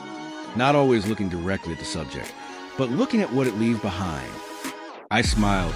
That Christmas night, no church bells rang in my ears, but I heard very clearly in my heart the 3-meter waves, like memories that heaven and earth left for a nation that knows how to listen, knows how to guess in the silence. On Christmas night 2022, I sat and talked with writer Hong Din Kwong about the Dien Bien Phu battle in the air. The story began with radar from the B-52 aircraft and the 3-meter waves that the Vietnamese people had eavesdropped. I told him as if I was recounting the exploits of a good hunter, not aiming directly at the prey, but following the traces it left behind. How do writers write? People think they just take material from emotions, but in fact they always try to understand deeply the nature of a problem. The topic of war, especially the Dien Bien Phu battle in the air, is not just praise and praise without knowing the techniques and fighting methods of our air defense troops. So they are just people who know how to follow.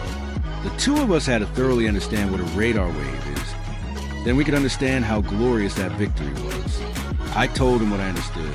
Why does the tail of the B-52 emit this wave? The B-52 is very large, length 48 m, wingspan 56 m, and uses a large electronic system, many communication and control devices.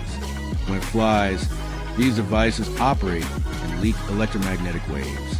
Although the B-52 is designed to avoid being reflected by radar with short waves under 1 m, the tail of the plane emits longer waves, 3 m, due to electrical interference or leftover equipment. How did the Vietnamese Air Defense Force detect it? Radars at that time, like the Soviet P-12 and P-10, used long waves, longer than 1.5 m, which were less accurate but easily detected stealth aircraft. The Vietnamese carefully monitored the sky for many days and saw the signal repeating at the right time frame. The signal had a frequency of 3 meters emitted behind the aircraft's tail. From there, they knew the flight path of the B-52 in advance, leading to the concentration of accurate anti-aircraft fire. Simple summary. The B-52 emitted electromagnetic waves behind, with a frequency of about 100 megahertz, i.e. 3-meter long waves. The Air Defense Force detected it because the waves were not shielded and long-frequency radars caught them. From here, we see not all stealth is invisible. Wave physics is a way to detect and process information from a distance.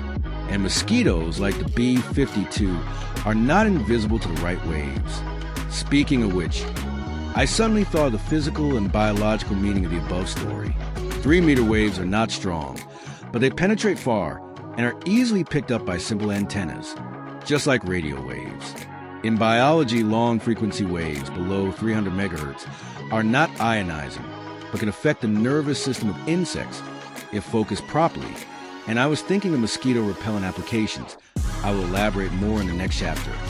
As I left, the image of a giant plane flying across the sky, leaving a wave trail, invisible but real, still lingered in my mind. I began to wonder, what are waves that we cannot see, but can hear, measure, and even be affected by every day? I went home, looked at my old knowledge about radar waves, radio waves, Wi-Fi waves, and realized they are all just oscillating energy flows, running in frequencies, some short, some long, some that can penetrate walls, some that can penetrate the body. And from there, I discovered one thing. Humans are also transmitters and receivers. Frequency is not technology, it is life. I understand that each person emits their own frequency, like a Wi-Fi transmitter. Our heartbeat, our brain waves, our sleep, all run on the frequency background. The human body is a living transmitter and also a living receiver. Suddenly I realized, every time I'm sad, the frequency drops. Every time I fall in love, the frequency rises. Wi-Fi, radar, and human emotions. I looked at the Wi-Fi router in my house, the little thing that broadcasts throughout the room. Then I thought about military radars at sea, or medical devices that measure the heart and brain in hospitals. They all use waves. but each type is a different way of reading the world. It turns out that radar technology is like the human heart. It cannot see, but it knows who is approaching. Just like when we fall in love, we cannot see anything clearly, but we know who is entering our life through signals. I learned from the beginning with my heart. After that conversation, I learned everything about waves, but not to become an engineer. I learned to understand why the human body has a headache when it is about to rain, pressure, airwaves. Why children can't sleep near a broadcasting station, biological interference. Why a gentle word can hurt us, emotional waves. I suddenly understood that this world is not only made up of matter, but also an invisible sea of waves. And Vietnamese people, from the war until today, have always been the best at reading waves, whether it be 52 waves, lullaby waves, or waves of people's hearts. Conclusion: waves may not be visible, but they are what determine how we live. From that day on, I turned on the Wi-Fi gently every night to check the radiation, exercise to balance the frequency in my body, and started listening more, not only with my ears, but also with the emotional feel that I emitted and received every day. Thanks to that Christmas, I not only understood more about the war, but also understood more about myself. I thought about fighting to protect the independence of the country. It also has something to do with the past. What does the independence of a country have to do with cells? And my head started doing something unusual again. Spinning like the twist of DNA, I had to learn again from the beginning, which no writer expected. The cell membrane is the first declaration of independence of life. It states, I am a separate system. I receive, process, and store energy in my own way. The cell membrane helps life step out of chaos, start building internal time, biological rhythm, and establish the first memory by limiting and coordinating energy. In the past, when the Earth did not know humans, did not have brains, did not have anyone programming Python or C++, in the middle of a hot puddle of water filled with thunder, there was a small drop that knew how to remember energy. It was the first cell. No one taught it. No teacher, no book, no YouTube. Just 4 letters. ATGC. The cell looked up at the sun with primitive vibrations. It felt the light as a signal. Then it wondered, if light is a signal, then I need a command line to process that signal. I'll start like this. Plain text. Copy edit. ATG. ATG. I said it as a starting line. Like hello world. Then it continued. Plain text. Copy edit. GCT. GCT. Take the surrounding matter to form an enzyme. It needs tools to work. Plain text. Copy edit. AAA. AAA. We keep a protein to create a shell. Maybe a physical memory language. Plain text. Copy edit. TGC. TGC light sensor. If it sees light, it changes its structure like evolution. Plain text. Copy edit. TE. Stop.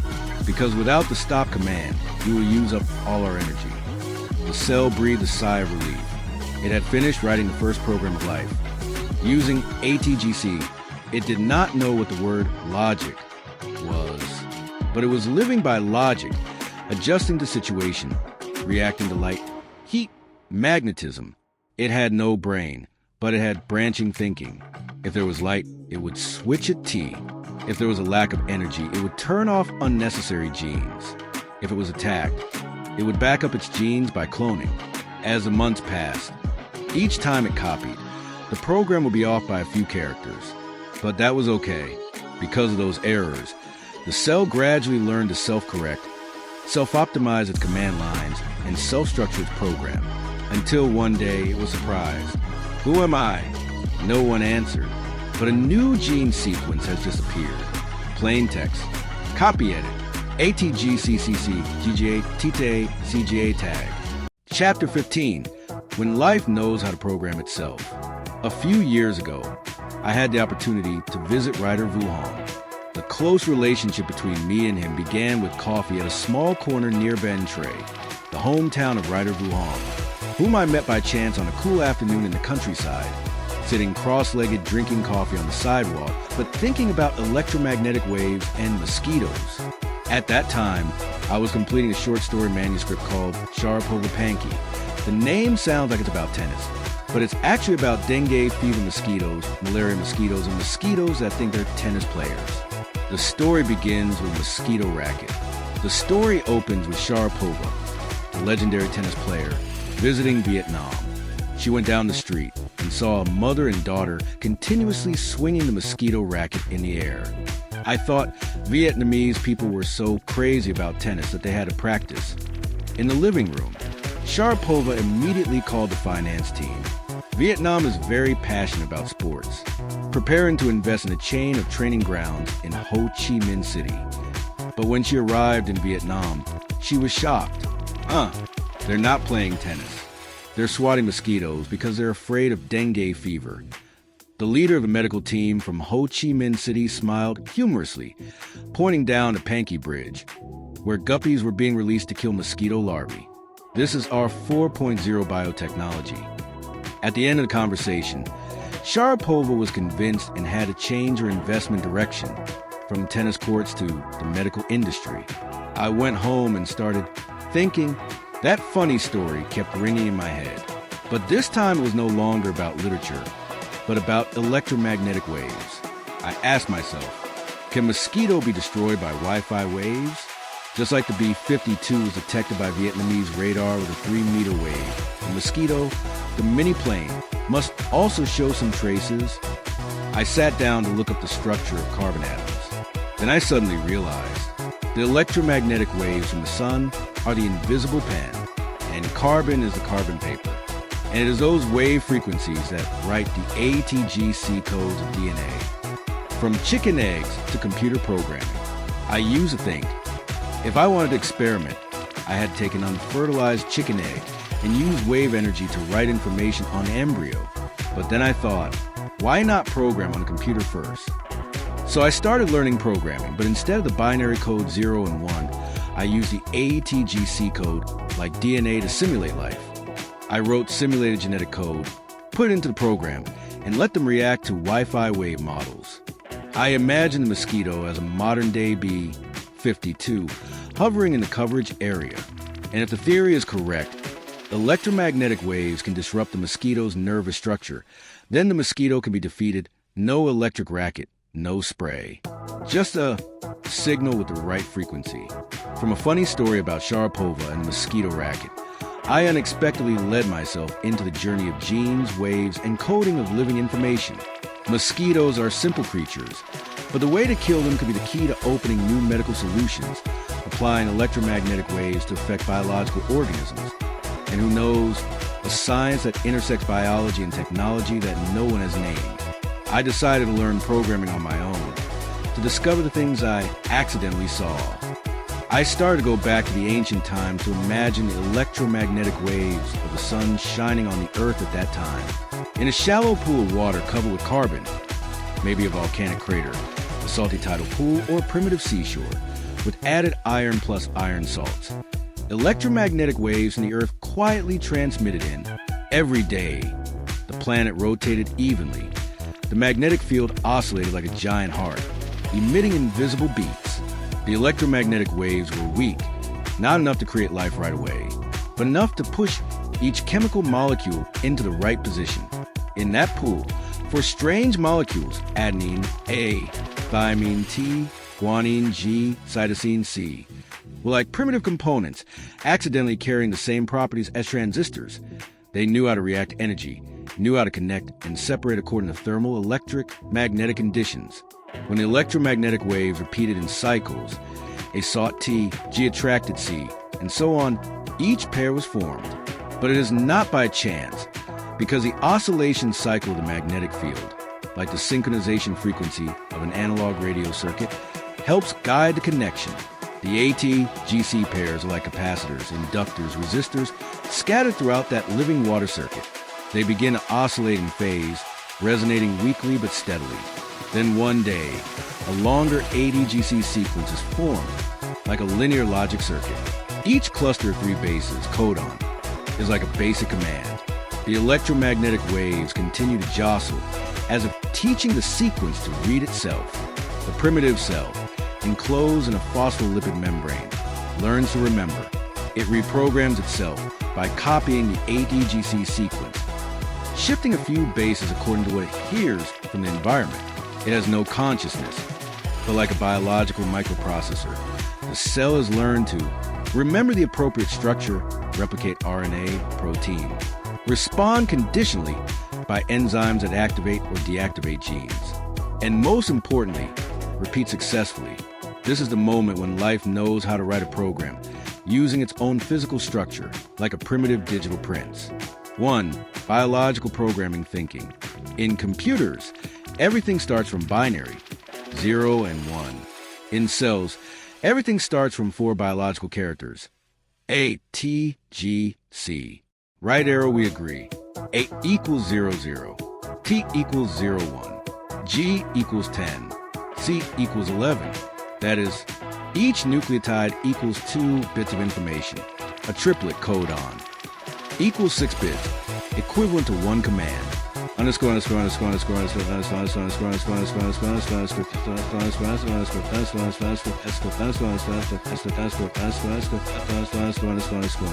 underscore, underscore, underscore, underscore. 2.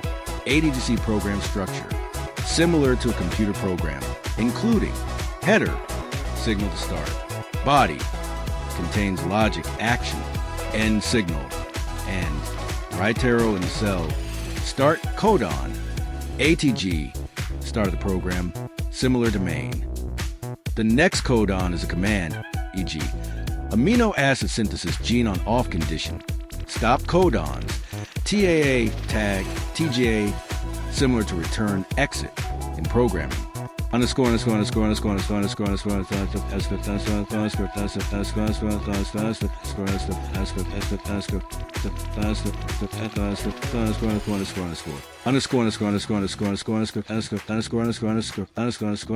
underscore, underscore. 3. Example of ATGC code. Suppose we have a biological code. Jinx. Copy edit. ATG, GCT, AAA, TGC, TAA. Codon bit corresponding command in the language of life. ATG 000110, start the program, start. GCT 101101, get raw materials. Create activated enzymes. AAA 000000, save to memory. Create structural protein. TGC 011011, check environmental signal. If logic, TAA 010000 and program, stop. Underscore, underscore, underscore, underscore, underscore, underscore, underscore, underscore,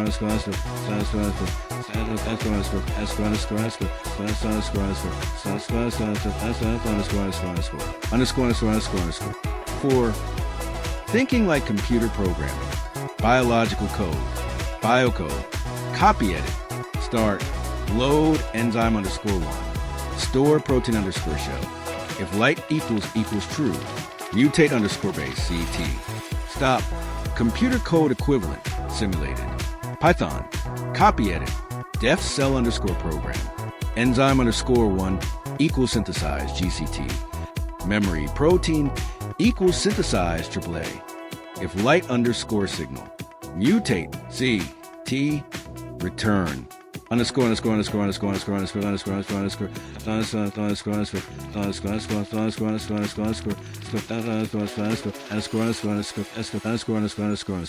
underscore, underscore, underscore, underscore, underscore. 5. Advanced ideas. You can extend with functions. Transcribe DNA, RNA. Translate RNA, protein. Mutate. Change a bit, 1 base. Sense underscore input. Sense light, heat, magnetic field. Chapter 16. DNA router, the digital logic system of the universe. Pulling the wire and stealing the waves. I was like an old electrician telling the kid, the electromagnetic waves are like the main electric wire. They run throughout the universe. Without asking anyone's permission, they transmit evenly. Seriously, like a worker pulling the wire according to technical standards.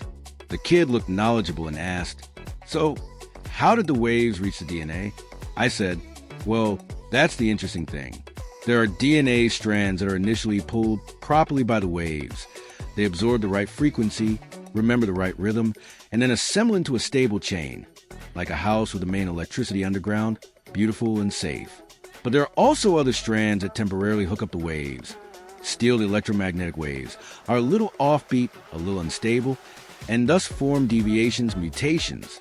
But sometimes it is those hijacks that create something new. The boy and I looked at the sky, imagining each invisible wave being pulled toward the carbon atoms, connecting them into chains. Not all chains are perfect, but each chain, whether straight or winding, is trying to transmit some idea of the universe. Some chains choose peace. Some chains choose to take risks. Some chains become whales. Some chains become plants. Like electricity. Some houses use it for lighting.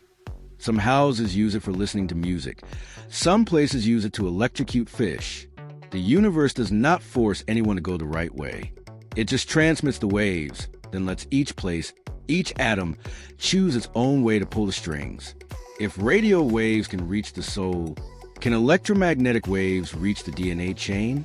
The more I think about it, the more it seems like it. A DNA strand, like a biological antenna, is arranged in a regular way, capable of receiving energy. If the electromagnetic wave is suitable, it will activate. Just like my old radio. Just tune the right frequency, and the music will play.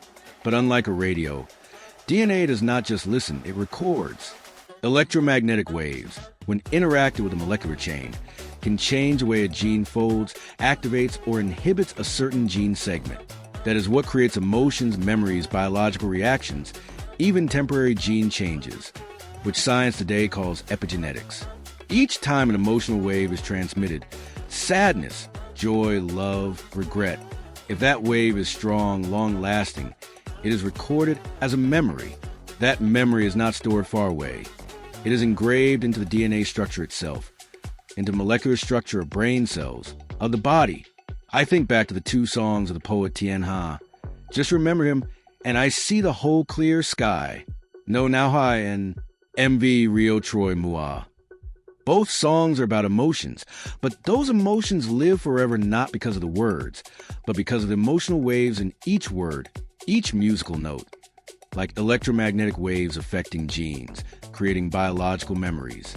In the 700-page document on the theory of energy transmission, it is quite messy. Suddenly, I found myself writing down. 1. Could the four bases ATGC work like a radio circuit? Biological components, DNA. Electronic components, radio. Equivalent roles. TGC bases. Inductor, L. Capacitor, C. Diode frequency regulation and signal direction. DNA double helix LC resonance circuit. Frequency selective, specific frequency absorption. Helix and charge receiving antenna wave interface matter. Location in the cell nucleus / mitochondrial resonance circuit, located at the center energy receiving center. Equals preliminary conclusion, not in the classical electronic circuit way, but in principle, biological molecules can oscillate in resonance with a certain frequency in the electromagnetic field. This is not only possible, but is also being studied in the field of bioelectromagnetics.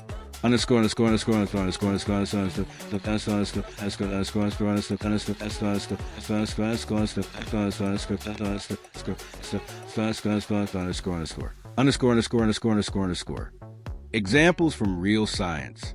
DNA absorbs UV light. DNA absorbs well at 260 nm, i.e. high energy, indicating that it resonates with the electromagnetic spectrum. Proteins have a region of oscillating charge. Amino acids have charge groups, e.g. arginine, glutamate. They oscillate in the presence of an electromagnetic field, acting as a molecular antenna. Effects from brain cells. Several studies have shown that low-frequency electromagnetic waves, ELF, affect calcium ion channels, cells that sense magnetic signals.